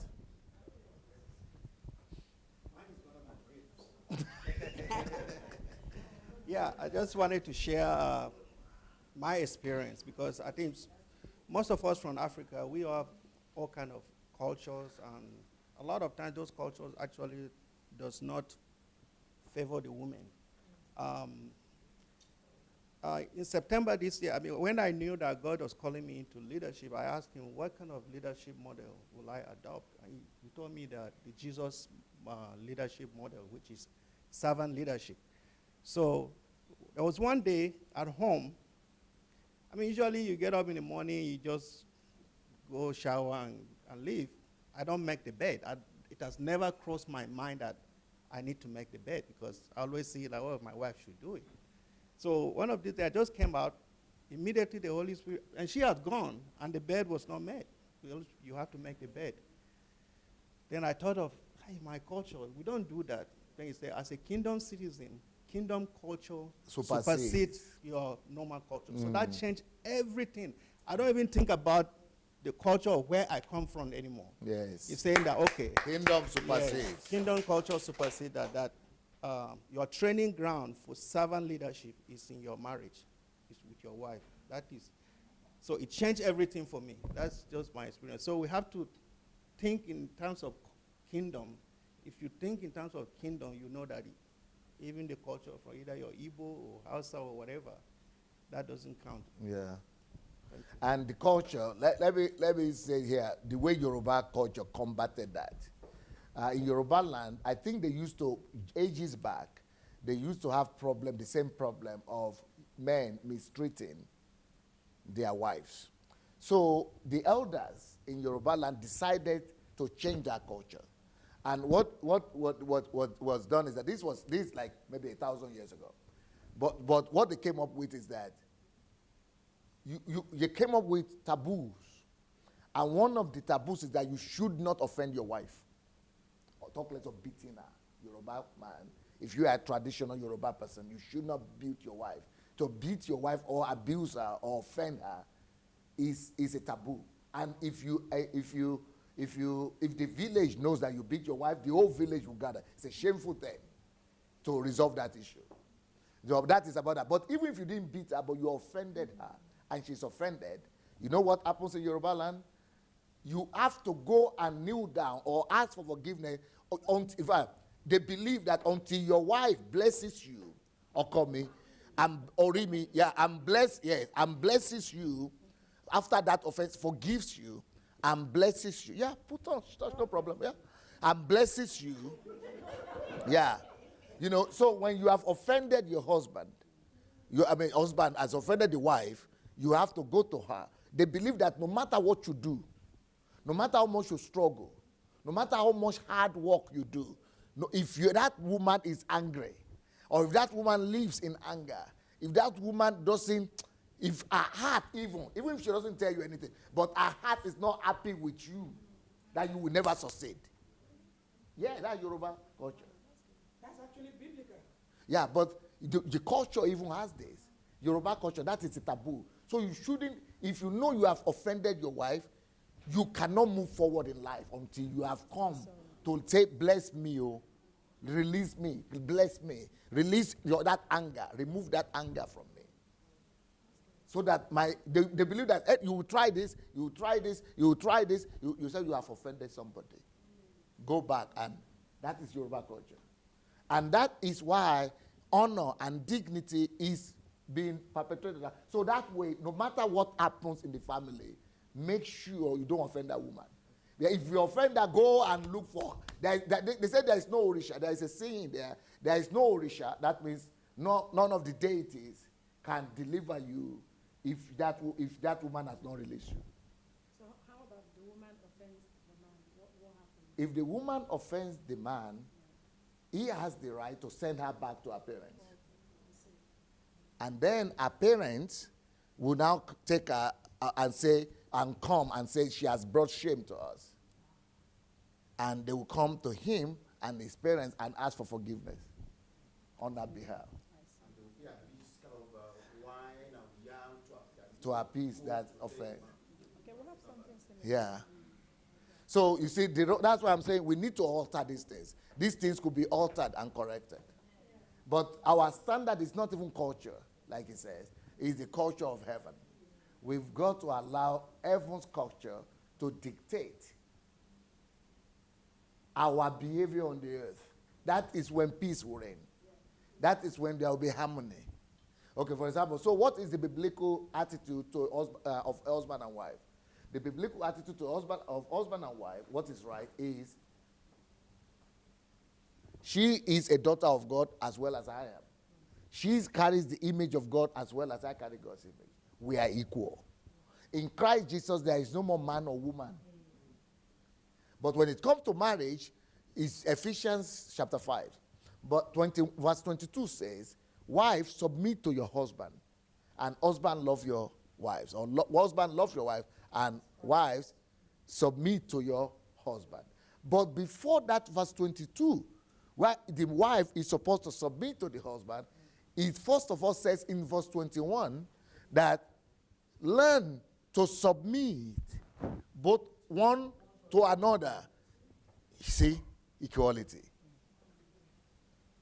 It is only later on, as much as the husband is showing the love, when it's because you have to have one final decision, and somebody needs to take that decision. Is then the husband is taking. But before the husband could say, "You have to submit to my decision," I must have learned to also submit to your wisdom, to your advice before. Submit, and you too submit to me. Submit one to another. That's because we are equal. The Bible also says that if your wife is angry or Yeah. angry with you, Yeah. Your prayers will not. your prayer will not go anywhere. Yeah. It's biblical. So you can never live with a woman and offend her and live a normal life in the biblical sense. You know, if she's not happy with you, even God says there is no sense for you to go and pray to God. You don't even have the right to go and pray to God if she's not happy. Because your prayer will be hindered. You know this phrase in Yoruba, they say, yeah. Yeah. There's no goddess. Yeah, no deity. No deity. That will As compare a As woman. as a woman or a mother. So that's what it means that Yeah. no matter the god they used to have deities, orishas, that they serve. The men, it might be a priest. So he's serving his deity. Everybody has his deity. Every family has their gods. So there is no god that you will sacrifice to or serve that is as powerful as the woman that you are living with. That is the Yoruba culture. You see? Yeah, so you've got to honor her. You cannot honor your god, your goddess, your deity more than the woman that is living with you. Because if she is not happy, even those gods will not help you. Those deities will not. And that's in line with 1 Peter chapter 3. God himself will not even answer your prayers if your wife is being maltreated and mistreated and she's not happy. So that's why I challenge the Igbo Christians who are listening to me right now, or ministers, and especially if you have been listening to my teaching on the kingdom. And that's one of the problems with the Igbo people, because they don't want to go and confront their culture. Okay, for example, during the time of Biafra, I'm saying, you guys, you know that this, I'm not supporting Biafra. They are saying, I'm not supporting Biafra, I'm not supporting Biafra. Nnamdi Kano is somebody, I don't want to support it. I'm not. They say, go and do the television program about that. Oh, no, they will be attacking me. They will abuse me, I don't want them to abuse me. Okay, write an article. Oh, I don't like their comments. Oh, I try to do it. The comments, they are always running away from that. Nobody wants to be confrontational with the culture. So I said, okay, another one happened, another situation, whereby I know people in Igbo land that are intelligent professors. Going back to the village, now what is reigning in the Igbo land is money bags. So these guys are going to Thailand, Malaysia, selling drugs, especially in Anambra. And then they have money. But the professors, somebody who has spent 20, 30 years in the university, is coming home. He is supposed to be more well-respected. And this one just finished secondary school.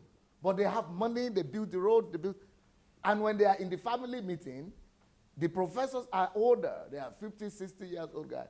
And these guys are 25, 27, 20. So when they are they used to have some family, something. We don't have so much of that in Yoruba anymore. But they have that in Igbo, family gatherings.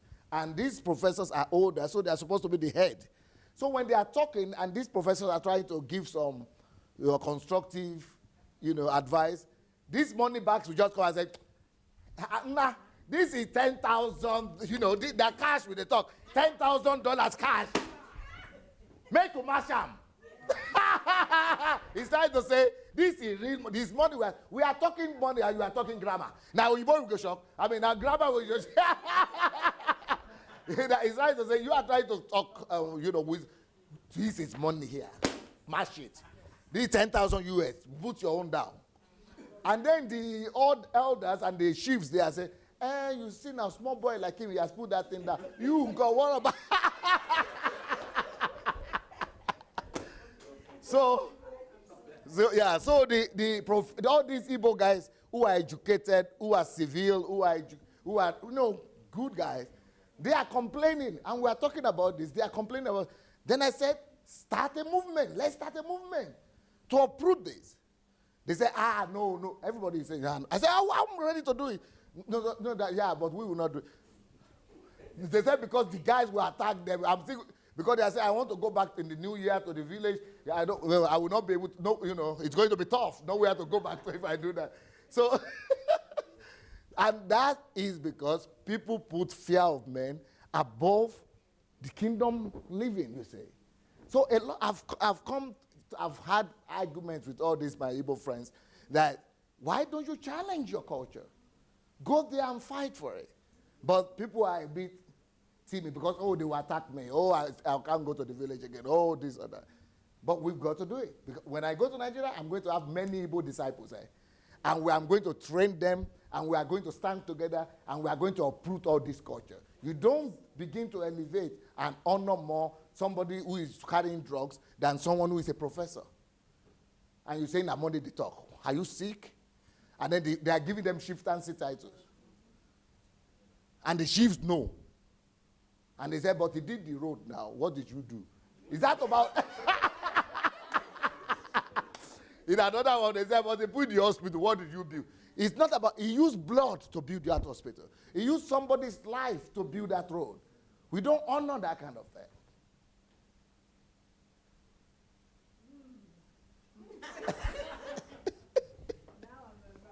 Huh? You have to fight it. And everybody is quiet.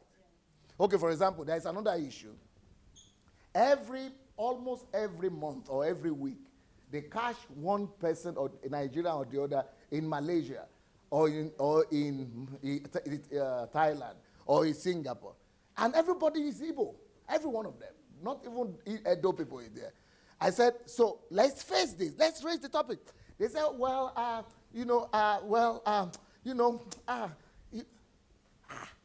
are you not talking? We have to go and confront it. Let's go and meet the community. They say it's coming from let's go and meet the communities. Let's go and talk to them. They say, well, they know now. You are from that country. You are from that Igbo. You are from that state. Why don't you go confront it and change it? Nobody wants problem. So that's another challenge I've had with the Igbo people. Because they are not confronting that challenge. So when the Biafra people come and say, you don't need Biafra right now, you need value system. Go and create value system, because without the right value system, if you do Biafra, you kill one another. This value system, you need to go and change your people first. The whole of Nigeria has this problem. But these are concrete examples that I'm talking about right now. And people need to be taught to confront their culture, to use the kingdom culture to uproot and feed the truth about what is evil in their culture, or confront it and uproot it.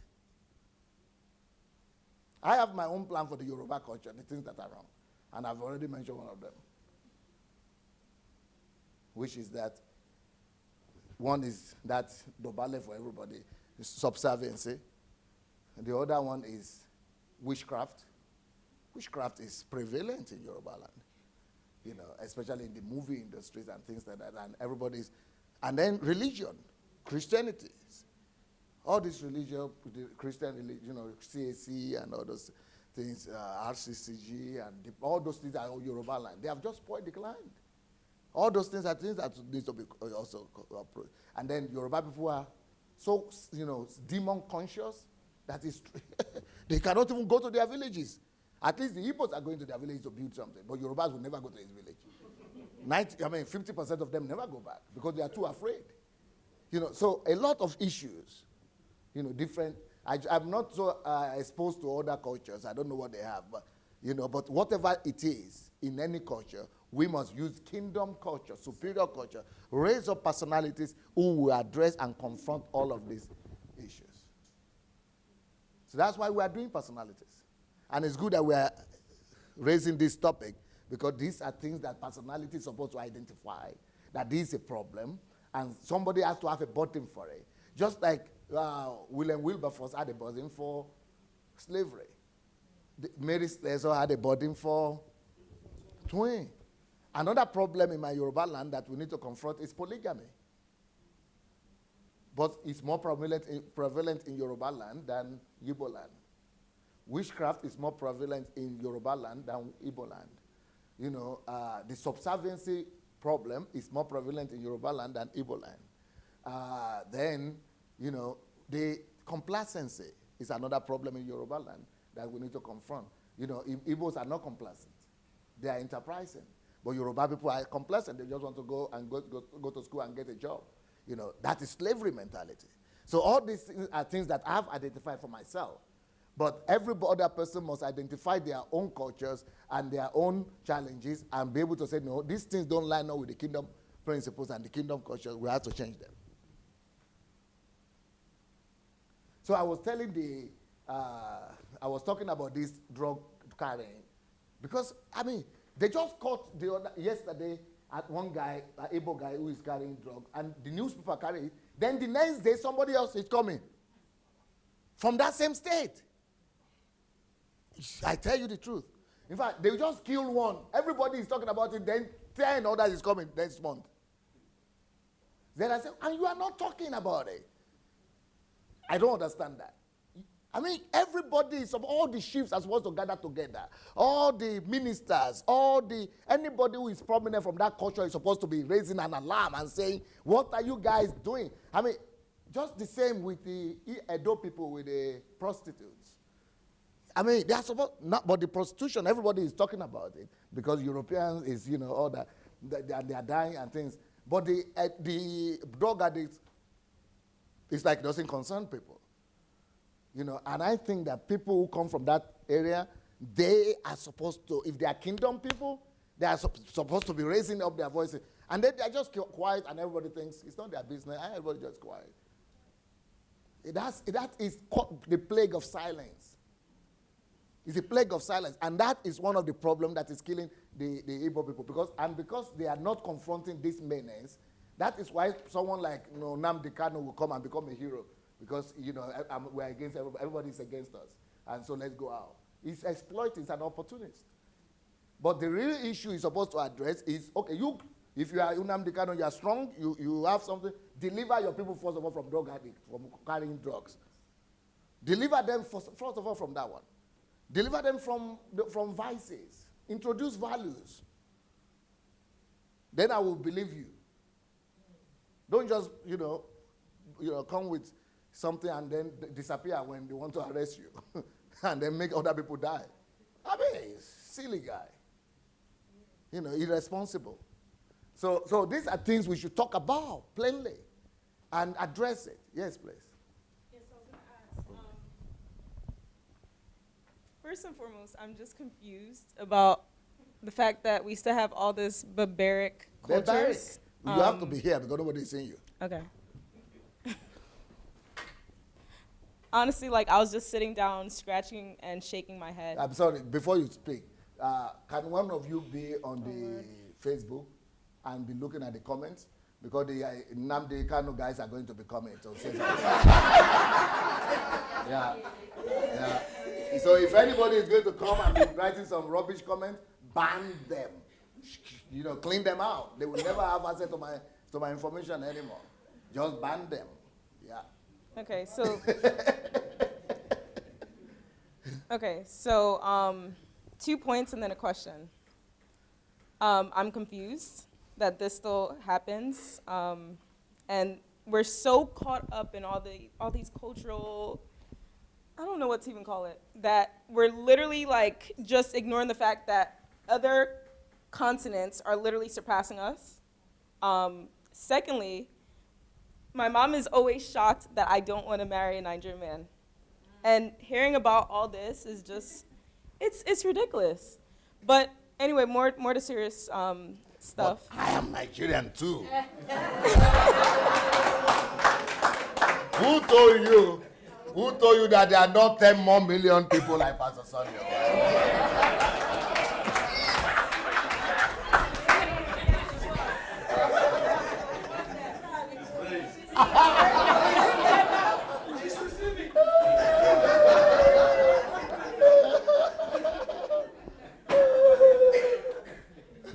So my question is, the women, especially these Igbo women that are being treated poorly, how would you advise them on how to come together, especially the ones that are still in Nigeria?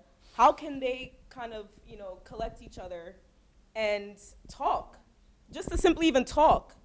Because I don't know if it's a fear thing or it's maybe they're being, isolated from one another. I don't know how the culture is, which is a shame because I'm Nigerian, but I don't. Because the problem with them, the Igbo women, for me, they are very strong. For me, they are the strongest set of women that I've seen in Nigeria. They are very admirable, very hardworking. But then, because the institution of marriage in their culture and in Nigeria and African culture in general is so unnecessarily overrated. It's like they have the priority of that girl is that you should be happy that you are marrying, that somebody is picking you up. I mean, another problem in the Igbo culture is some of them go ahead and marry someone who is 30 years older than them, or 40 years older than them. They do that in Igbo culture. In Yoruba land, that's very rare.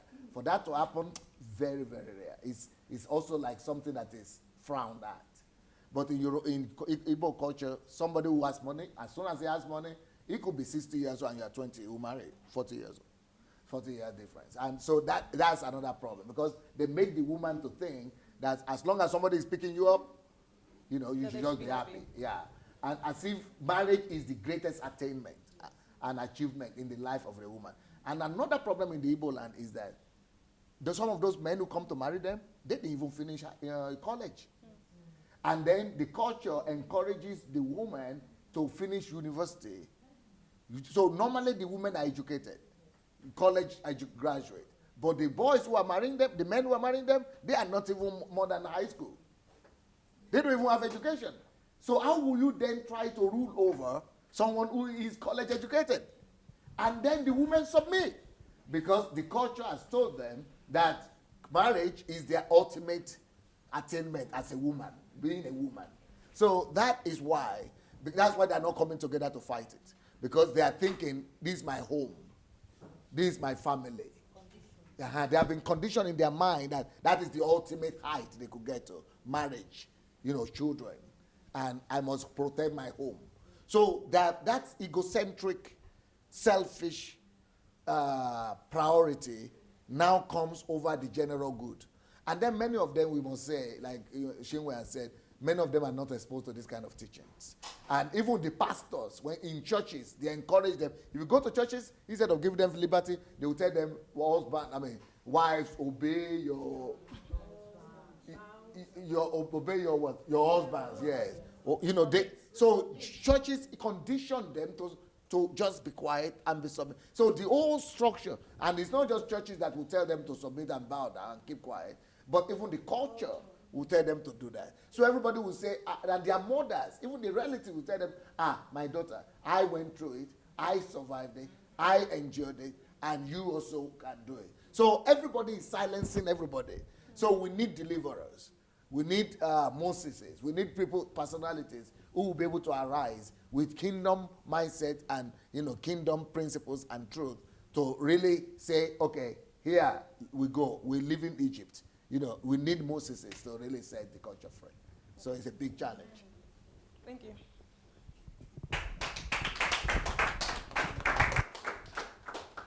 I don't know how we got here. Now personality, now she will now. Now she will start the problem.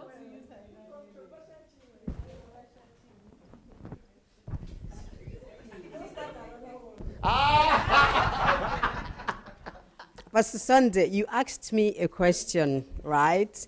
Why married women with children cannot really, or find it a challenge to become personalities. Yes. And I had to make people understand the reason why it might be a big challenge for them. Like I said, it's a combination of culture and religious, whatever it is, which brought us into this situation. We are in bondage. But like you said, or like I said, this new knowledge from yesterday, it's yesterday. I haven't had it before. It's from yesterday. So this new knowledge from yesterday is going to equip me. Like I said, it's not going to be, a fast-track thing. It's going to take some time. Even some of my fellow Igbo women who are watching me now, I'm sure they'll be cursing me, but it's okay. I understand. Because some of them will say, why you say... Yes. But they are the ones who want to set free now. No, but that is the thing. The people you want to set free, are they not the one throwing stone at you? Yes, that's the thing. Some of them will say, why is she saying like that? Why is she? But, what I'm saying is based on what I have seen and I've heard. You understand? So it will take us some time to get out of there. But for us to get out of there, we need to understand the kingdom principle. We need to understand it. As for me, these principles I know. From time, I know it as the best thing to do. But because we are all in the same follow business, whatever others did. My mother said to me, look, I'm in this marriage because of you, my only child. So I had to stay there. She stayed because of me. She didn't want to leave me to go when my father's relatives were, treating her in the way she, and she wasn't really that educated. They came from a poor family, so she didn't have the guts to take the bold step, So she would expect me to do the same. In fact, I think I have my junior sister online now watching. Let me talk about it. Are you serious? She came in, I invited her, she just came in. And she is not married. She's telling me, oh, I must marry this year. Oh, this one. I said, listen, go and find your purpose. Yeah. Go and find your purpose. Leave this marriage business, because at the end of the day, you go and marry a man, just like they will treat you, I love you, you will find girl, this and that. By the time you come in, they will know that you don't have a purpose, then they will put you down and then they step on you. Yeah, that's what's going to happen. So there's no need. And I'm just going to address everybody here. I'm so sorry. If you are married and things are not the way you expected, try and see what you can do. Go to God, ask questions. But as for those who are not married, be thankful that you're not married. So take your time, find out. Because there's something I read in the Bible. I don't know where it is, but I saw it when they made a statement that they feel sorry. I don't know where it is. They feel sorry for those who had children and who are pregnant. For me, it means that when you have all this baggage, when the fight comes, you can't run. You have to start looking for them. And that is exactly what is going on with those who are married and cannot move forward. But I'm sure we're going to get there. It might take some years, but we'll get there eventually. Thank you. Beautiful.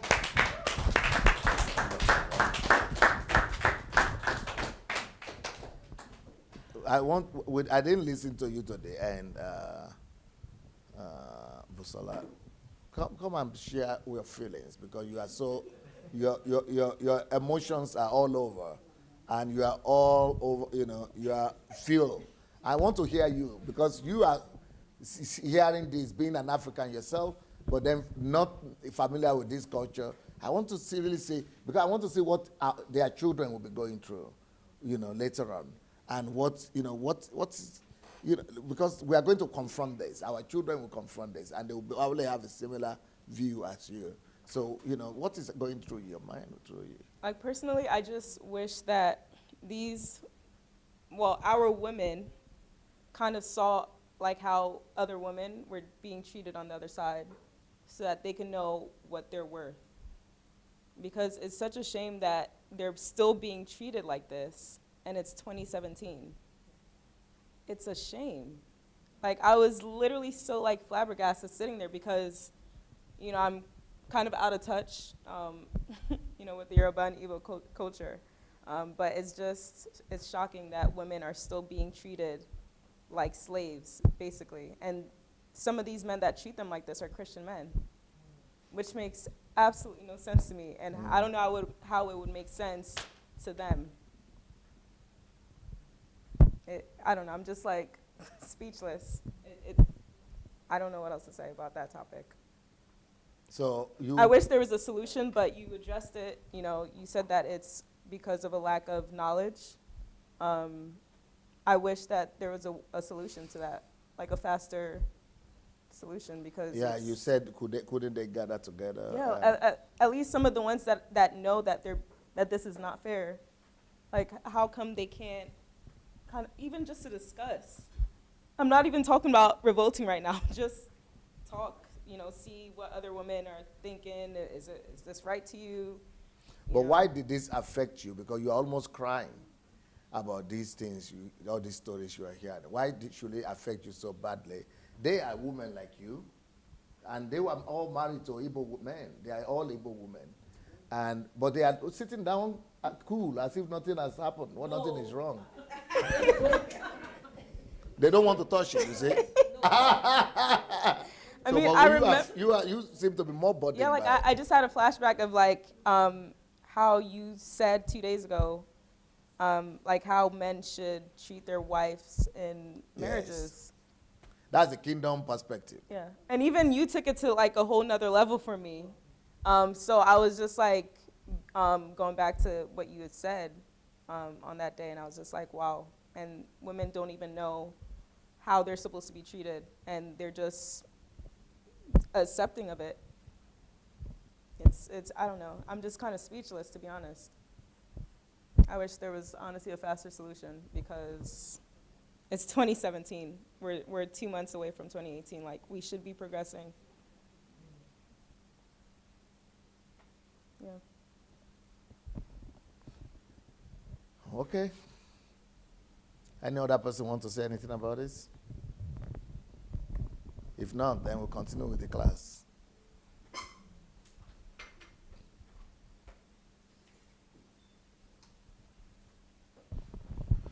Most of the people think about themselves most of the time. They don't think about others. They are too preoccupied by their own fears, worries, and problems. That seeing they may see and not perceive, and hearing they may hear and not understand, lest they should turn, and their sins be forgiven them. Mark 4, verses 12.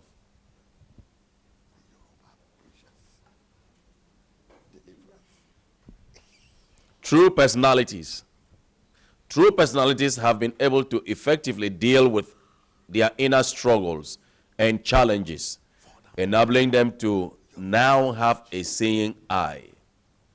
That ability to see normally results in the birth of burdens, passion, proactiveness. I'm showing something here. Reactive. Fall down and die prayer is going on. 5,000 euros. 5,000.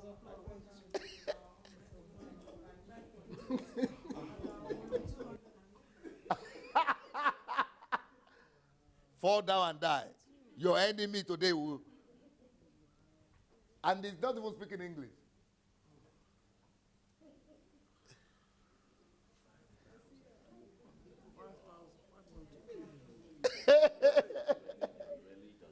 $5,000. Fall down and die prayer is going on. And it's not even, it's in the local language.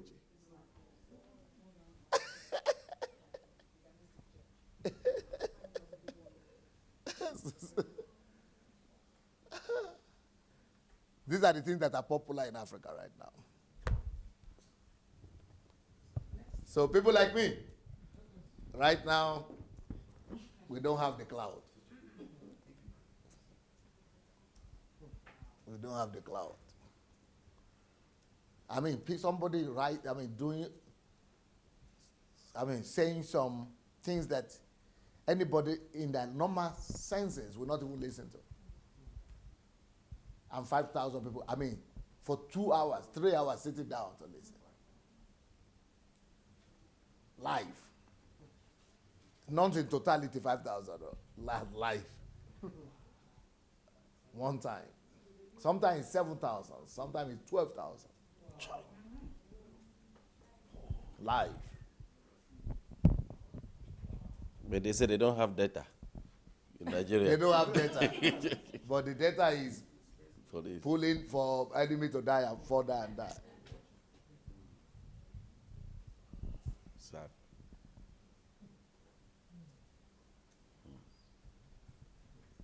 Okay, I think we have to go back a little bit. Is that the place we started now? Yes. Okay. Should start again? Thank you. Most of the people think about themselves most of the time. They don't think about others. They are too preoccupied by their own fears, worries, and problems. That seeing, they may see and not perceive, and hearing, they may hear and not understand, lest they should turn, and their sins be forgiven them. Mark 4, verses 12.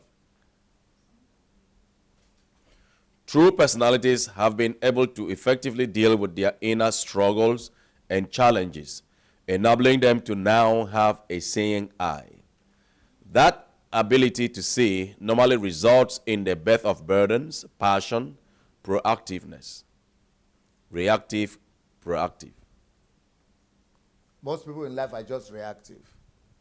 They are not proactive. But if you are kingdom driven, you should be proactive because your ideas are coming from God and your values are coming from Him. So you are driven by your values. Your value system dictates your actions rather than just reacting to what is going on. Okay? Yeah? Quality number 2. A personality is known by his willingness to take on responsibilities. So all these issues that we have spoken about, it takes a personality to confront them, to take on these issues. But if you are a biomass, a mere mortal, you will be thinking of your own interest and of your own comfort, and that will not allow you to face the issues of your generation, the challenges of your age.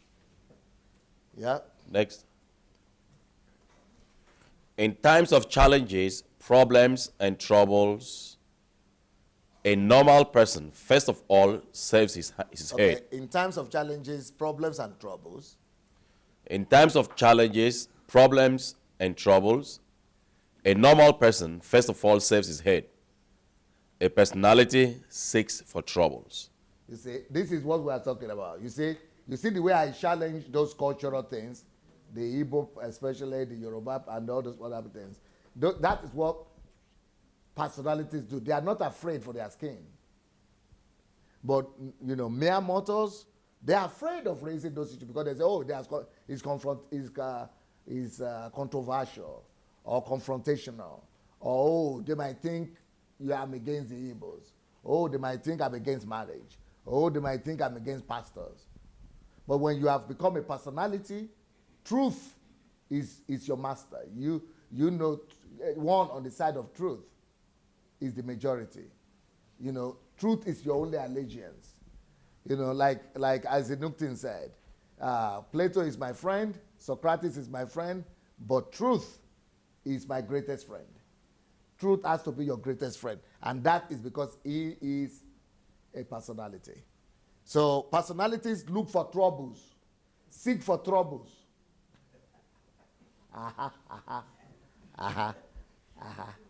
But the ordinary mortals, they want to save their heads. They want to avoid troubles. Okay? Next.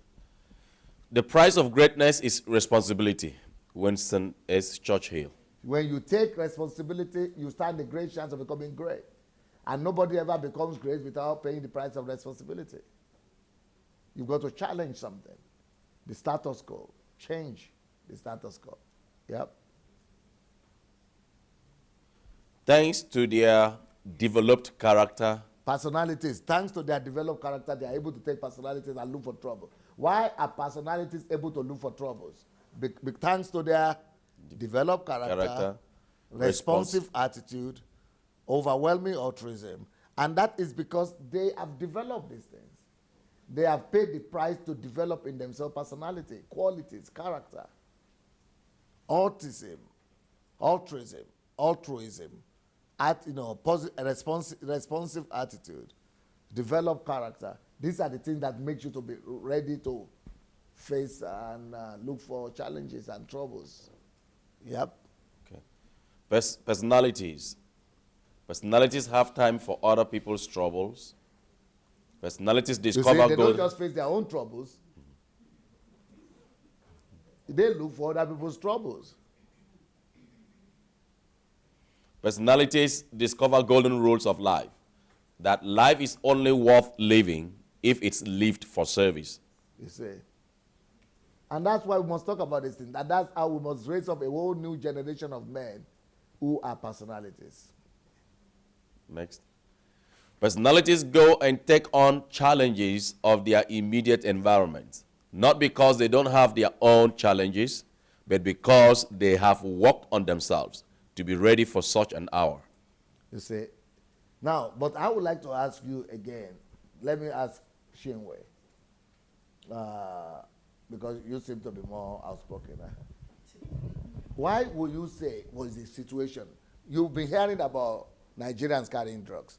Do you know that 99%, maybe 100% of them who are being caught in Asia are Igbo people? So what is wrong with the Igbo intellectuals?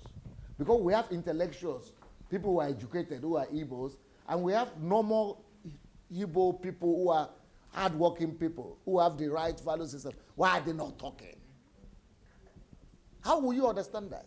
To be honest, I don't know why they're not talking. The only thing I will assume that is making them go into is because of the competition of being a man. No, that's why they are going to it. That's another question.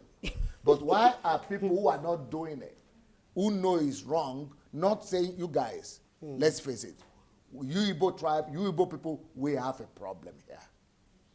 Maybe they are afraid. Well, let's change something. Let's do something so that our boys will no longer do this.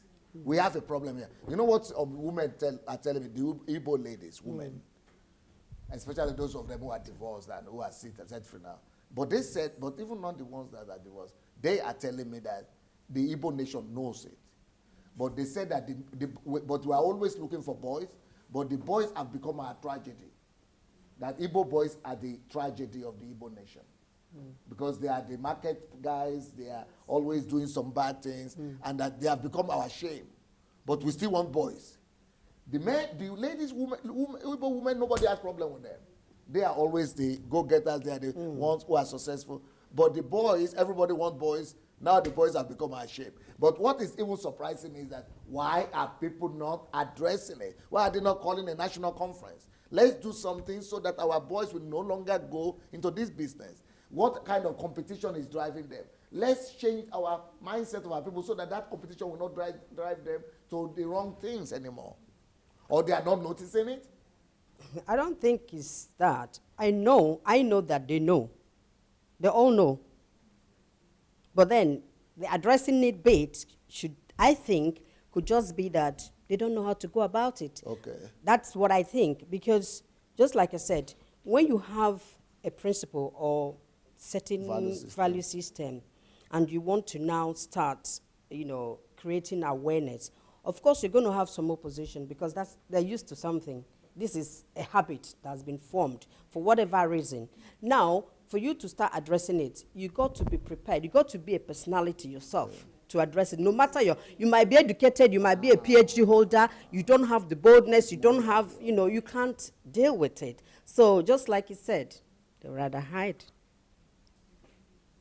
No, because the nation is big. You have almost 50 million Igbos. Yes. And a lot of them are well-informed, well-groomed people. And many of them are in parliament. They are not even raising it in the parliament. They are not even raising it in the state parliament.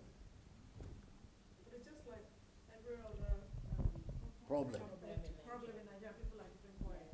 No. Like, for example, the only other problem that is so close to drug addiction, which is it's a shameful thing. It's a disgrace. The only other problem that is close to that is prostitution, which is coming from Edo area. But let's face it, people are talking more about that. People are raising more issues. People are talking than they are talking about what is happening in Asia. Those are the two major open sore right now from Nigeria. But more people are talking at least about the prostitution. Some people are raising awareness. Yeah, the women's issue. And I don't know. I think we need to have a main conference. Yeah, please. A men's conference. Yeah.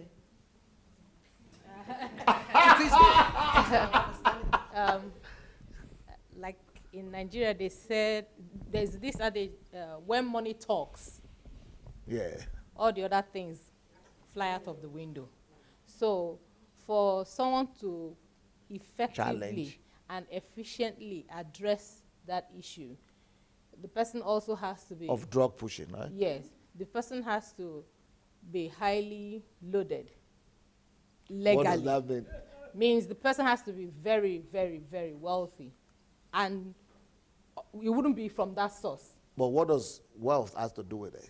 Because if, okay, like you said, somebody will come and drop, this is 5 million pounds. Yeah. All of you come and mash it. Nobody will stand up. And once nobody has the boldness to speak, the case is closed. But if you drop 5 million pounds of your drug money, and somebody brings 50 million of legally made money, the case, everybody, people, the chiefs will say, let's discuss this thing. Because, the light has come. So that's one of the reasons I'm saying this our Nigerian transformation, for it to be seriously effective, all of us have to form processes, systems, structures of financially empowering people. Because if somebody comes with their jomo to the answer through any other means and is dropping, and you're bringing your righteous kingdom way and you're not dropping, you see where the trouble will come from. And I hear you very well, because Almost everybody that I've spoken to have said the same thing, that in the Igbo, but that is effective in the Igbo area, because they are saying in the Igbo areas, if you don't have money and you are just going to shout, people will just ignore you. And I understand that. But in real life, it doesn't have anything to do with money.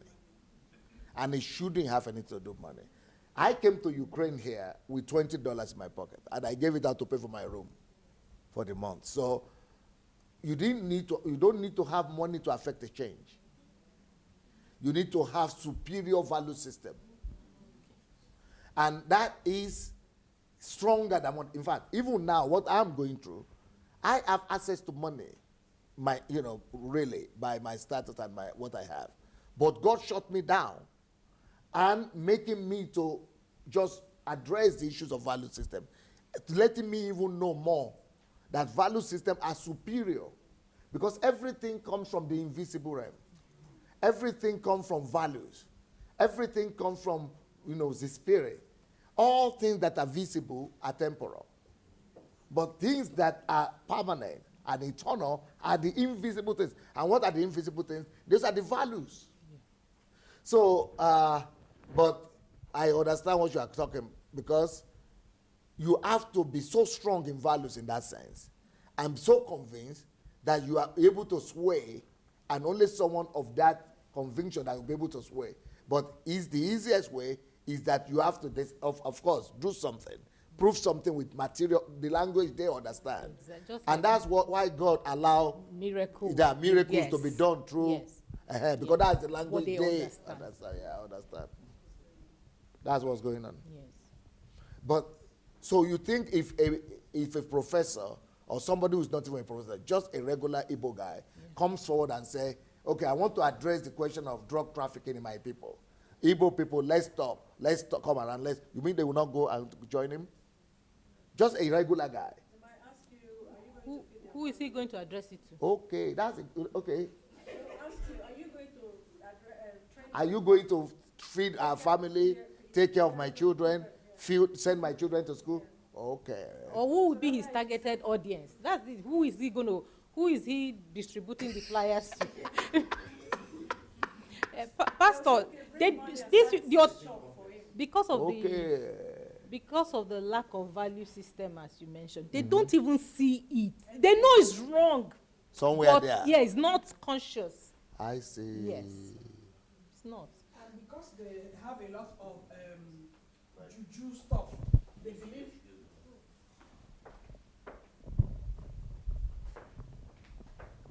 Because they have a lot of juju stuff, they believe that those men are being empowered to go out there with the drug. They will not be caught, because they become invisible. So probably they just catch 1 or 2. They may send 20. If they catch 1 or 2, that's sacrifice now. So that's part of the reason why.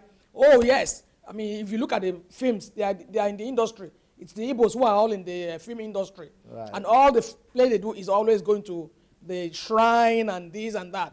So they believe that there's power to protect those people going out with the drugs. So it's probably just a very little percentage that is caught.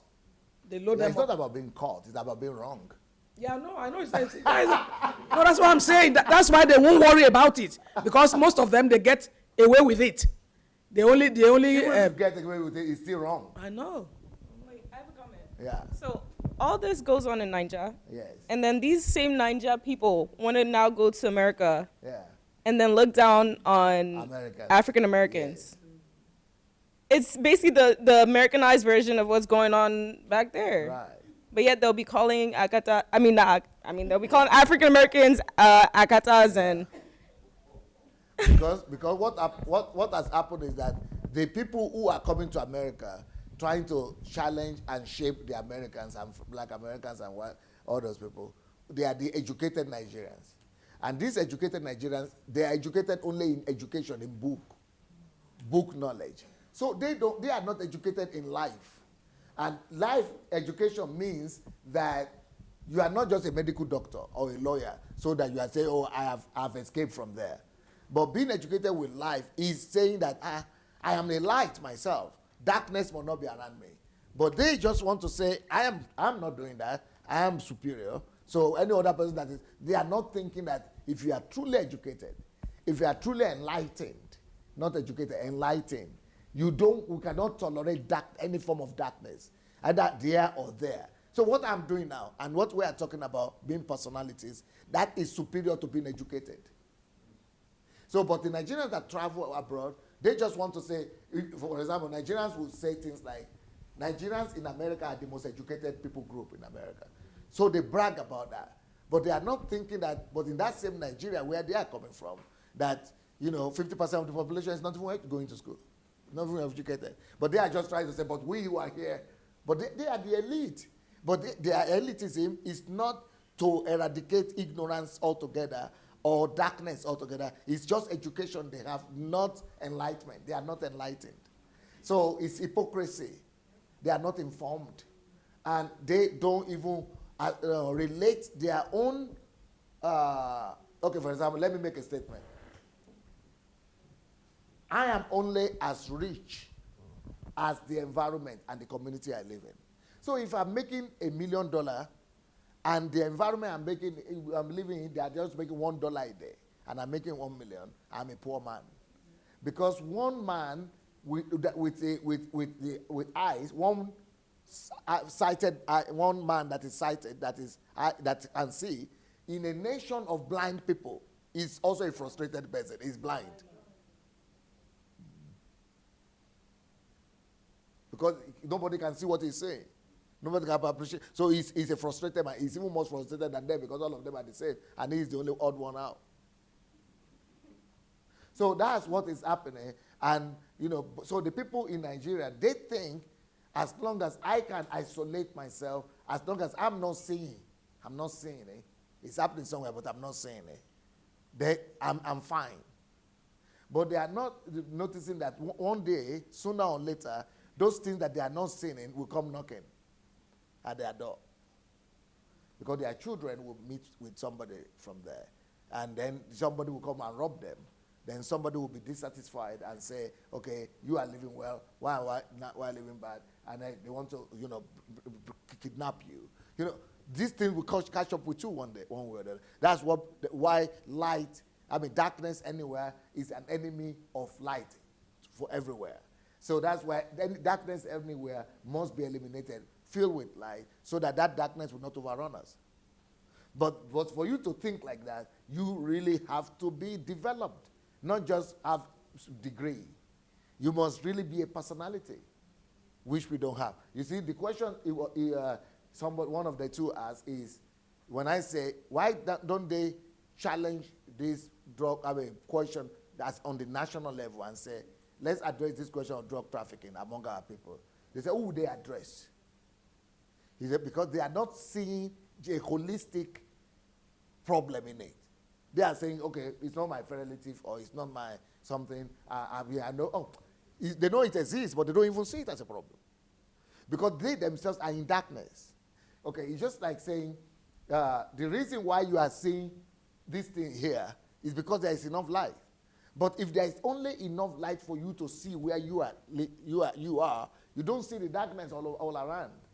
Because your light is limited. You don't have light. You yourself, you are in darkness.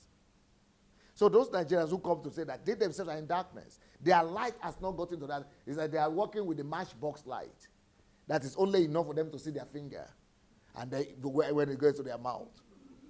But that light is not enough to see all the other things that are wrong in the environment. So it is your light, and the amount of light that you carry that decides that. And that's why Jesus said, I'm the light of the world, because he can see all the darkness, he can illuminate everything. He takes responsibility for all the darkness. Someone said they use the drug money to build churches so nobody can talk. Yeah. That's what some people are saying. Yeah. But I have a challenge. I have a problem in my hands when I go to Africa. I have a lot of problems in my hand because the church is just one thing that I'm going to address. Apart from the church, I'm going to address culture. Apart from the culture, I'm going to address religion, traditional religion. I'm going to address politics. I'm going to address poverty. I'm going to address illiteracy. I'm going to address the tribes. I'm going to address diversity. I'm going to address philosophy. I'm going to address invention, creativity, industry. I am going to address commerce. I'm going to address parliament. I'm going to address civil societies. I'm going to address everything everywhere. So I am in trouble.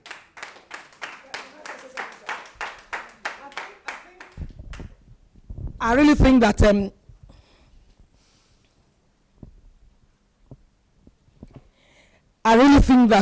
you should take it one by one and deal with the church and keep every other thing under wrap. This is why Awolowo never became the president of Nigeria.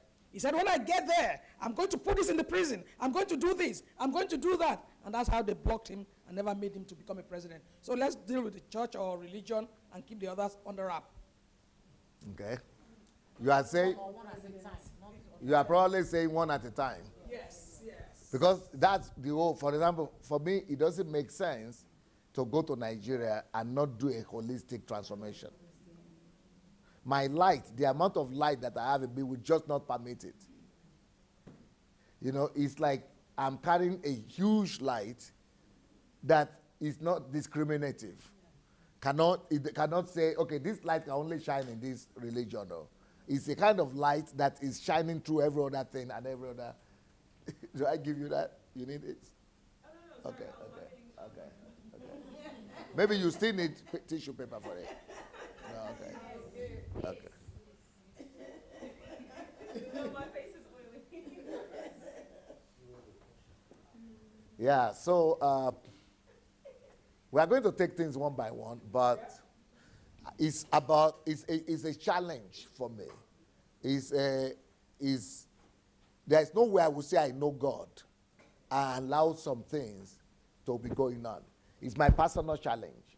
So it's not about me becoming anything or it's not even about me being successful. I don't even need to be successful in these things. I just need to, I will not tolerate what is wrong. Either people are going to appreciate it or they are not going to appreciate it, but I must correct what is wrong. Either they are going to hate me for it, kill me for it, thank me for it, I don't care. But I must address what is wrong. That is why we have Europe that all of us are running to, or America that we are running to, because some people challenge what is wrong.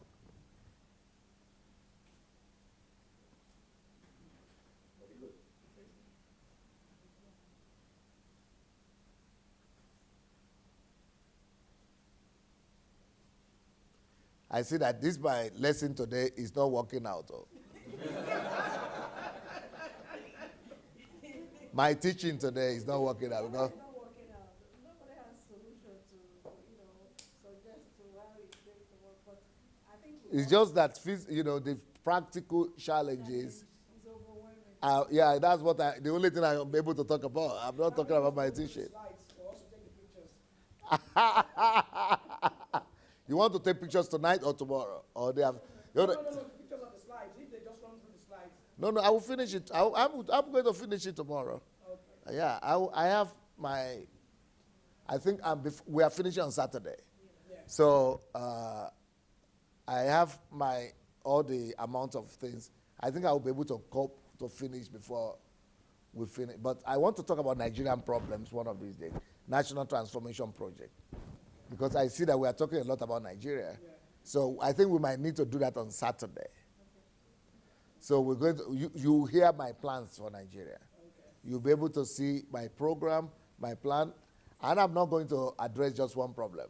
I have thousands of problems that I want to address. And thank God I don't want to become president, so. Yes, yeah, so no danger, no, in that sense. But I just want to bring about transformation. Well, but most important challenge I think I have is not even just to bring about transformation by myself, but to be able to raise up a whole generation of people that will understand what it means to be human, to be personalities, to be human beings, according to God's understanding, to be man, and to begin to reason like this.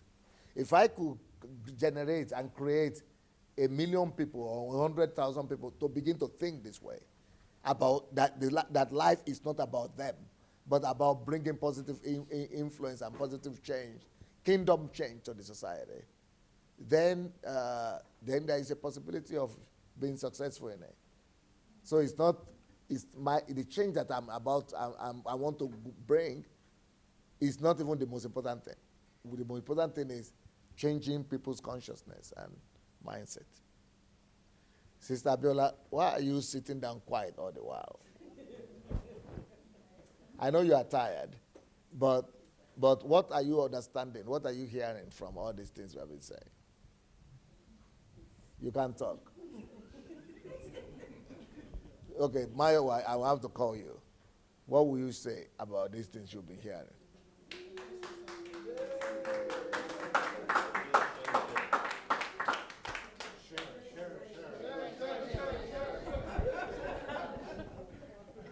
Hello. I think Pastor saw me cringing when it comes to the relationship issues, and when Pastor talked about the Igbo guys and what women are doing.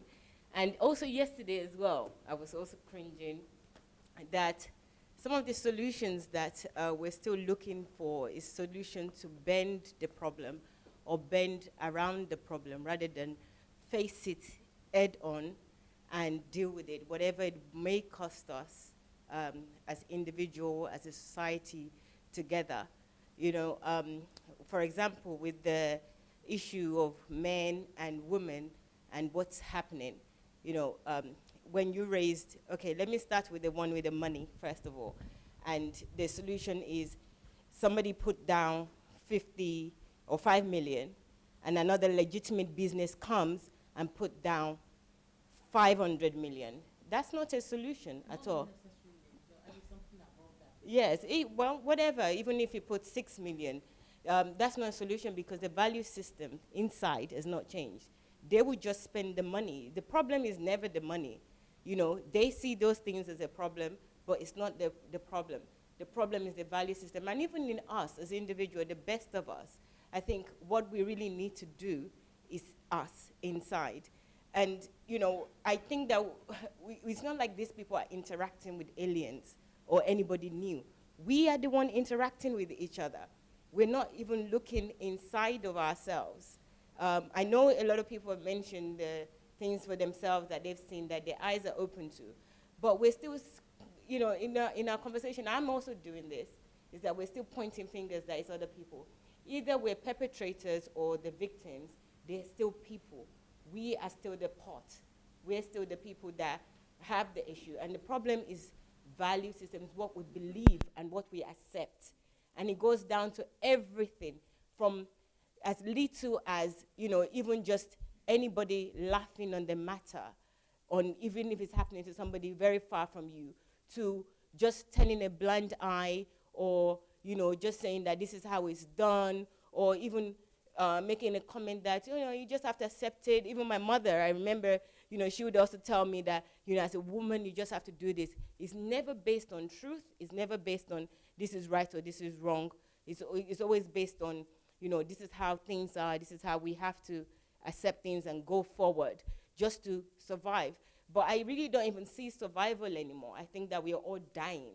We're all alive, but yet we are dead, you know, because we're not living as we should as kingdom people. We're not living as kings and queens and children. We're just talking about it. So really my own contempt, you know, maybe it's not contempt, it's more of a plea, is that with every solution that we look for the solution knowing that there's going to be challenges with it, knowing that we're going to be ostracized, knowing that we are going to offend a lot of people. You know, let's take all the fear away, knowing that, you know, there's going to be times that we're going to be lonely, knowing that there are people that we love that are going to betray us, even with some of the challenges that we face. It's not just Africa, it's with everything, you know.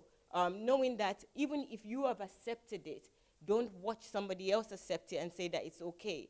You know, knowing that everyone deserves, God has put something in you, so in us, in each one of us. And we need to make sure that we expose that thing, we put that thing out to make use of it and not accept the status quo, not accept that we have to do this. Because even when Ma came and even telling, when you were advising pastor that, this is what somebody did. So what if somebody else failed? Let that person's time is gone. They have failed. It doesn't mean that he's going to fail. That's working based on fear. We should work based on the hope that we've got in Christ and the power that we've got. We're light. Why are we waiting for other people to do something? Why are we limiting ourselves with past failures? Why are we reminding ourselves of past failures instead of past successes? So, yeah, I would, I'll give the microphone to you. But it's just with everything that we're doing and we're thinking, now you're history makers, your personality. You need to forge ahead with that. It's not about even defending one tribe or defending one group, male or female. Just stand up for what is wrong. Focus on the truth and stand up for it. Whatever happens, stand up for it. Even if you've accepted it in the past, this is a time to stand up for it. And don't base your solution or your decisions on fear. I'm just learning that because I also do the same thing. I constantly preempt and say, oh, this person is going to be like this. So when you plan project, I'm a project manager. It's like you look for circumstances and things that could possibly happen in the project that could disrupt the project. So the same thing I do with relationship with people is like, okay, this person might go this way because they're doing that. I'm basing my decision on fear, and I'll never get anywhere. But our decision should be based on faith, solution, on the truth. Never on fear, never on past mistakes that somebody has done that did it wrong. Because if we ever look at that, if Edison looks at that, his past mistake, we wouldn't have the light that we have now. Just not to get into the religious aspect. But, those are the things that make me cringe. I didn't want to... But you could learn from past mistakes. Yes. I think they are talking about the time of learning from past mistakes. So we learn from past mistakes. Go ahead and talk. Yeah. Finish your... Yes. Okay, I think... I need to clarify what I was trying to say. What I was trying to say actually is not that pastor is going to fail. It's not possible. It's impossible. Can't. It's impossible and cannot. It's impossible. Can't. But what I'm trying to say is that we have to apply wisdom in everything we do. You don't tell your enemies, I'm coming to attack you. You attack them unawares. So,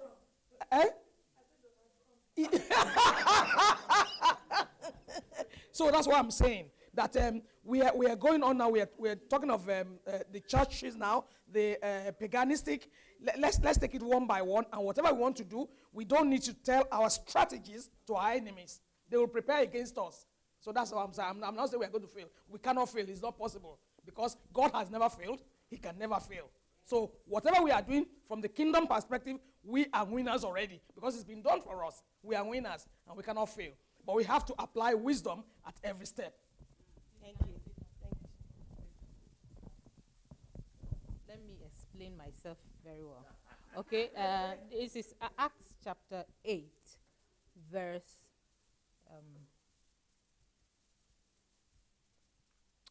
13 said that Simon himself believed also, and when he was baptized, he continued with Philip and wondered, beholding the miracles and signs which were done.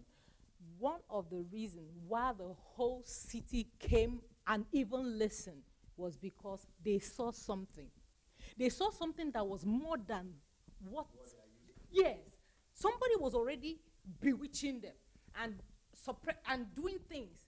But when they saw someone else come, that was not using the same method, not the same power, not witchcraft. That's what I'm saying. To get the attention, we're going to transform people. It's a purpose and people, isn't it? You're doing something for the people. So these people you want to go to, they are used to somebody mesmerizing them. Bah, this is it. This is my power. Show your own. I know that I carry value. I know that what I have to offer. But for me to even get you to listen to me, I have to bring mine as well. When they saw something, when they saw the signs and miracles, they went and bought all their juju, everything. There is somebody that is a deliverer that will come and show something, and these people will say, this is my son. He's been trained to go and do this thing. but I'm no longer interested. I want to follow your way. It's because you're bringing something. That's what I said. To convince them. This my money, it is not true this way. Therefore, I'm showing you practically that there is another way to make it. That's what, like the example I gave in the afternoon. Somebody, if you're here and somebody is offering you 10 million for a project that you do for 3 years, and I'm offering you something double to do a project for less time, which one will you choose? It's just common sense. This person is coming, has been showing them that this is our way, this is how we've been doing it. Go bring your sons. And I'm telling you, there's another method. And I'm going to employ your sons.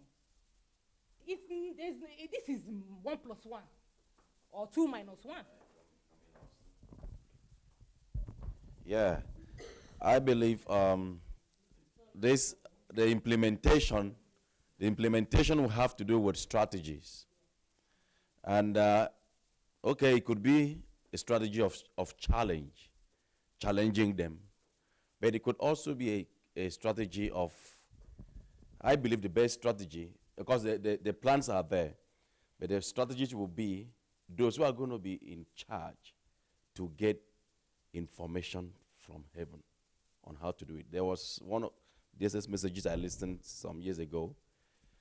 He said when he came, he was in a hotel room, and late, he came back late, and when he put on the TV, they were showing porno, I think, in this country.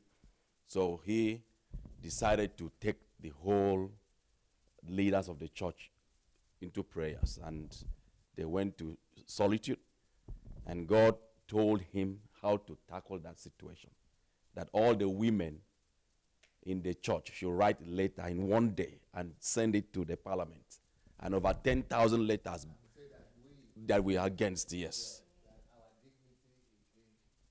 polluted. So, and government, when they 10,000 women receiving, the parliament receiving 10,000 letters in a day, they had to do something about it. And that brought to the end of playing pornography late at night.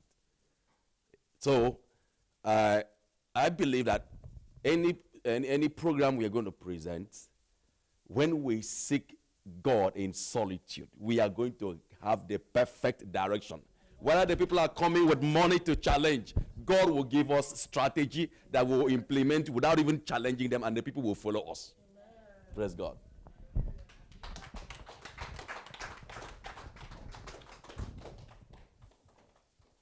Okay, guys. I think we should let you go now. I think the point is made, and it's clear that we've done a lot of theory in the first part of the week, and this is towards the end of the HMT, the closing week of part of the week, and we are getting more practical. And this is welcome. This is okay that we are being practical. So if you are watching us on Facebook, please go and share the message, go and share the link, spread the word, and we'll be back tomorrow morning. Have a wonderful day today. Blessings.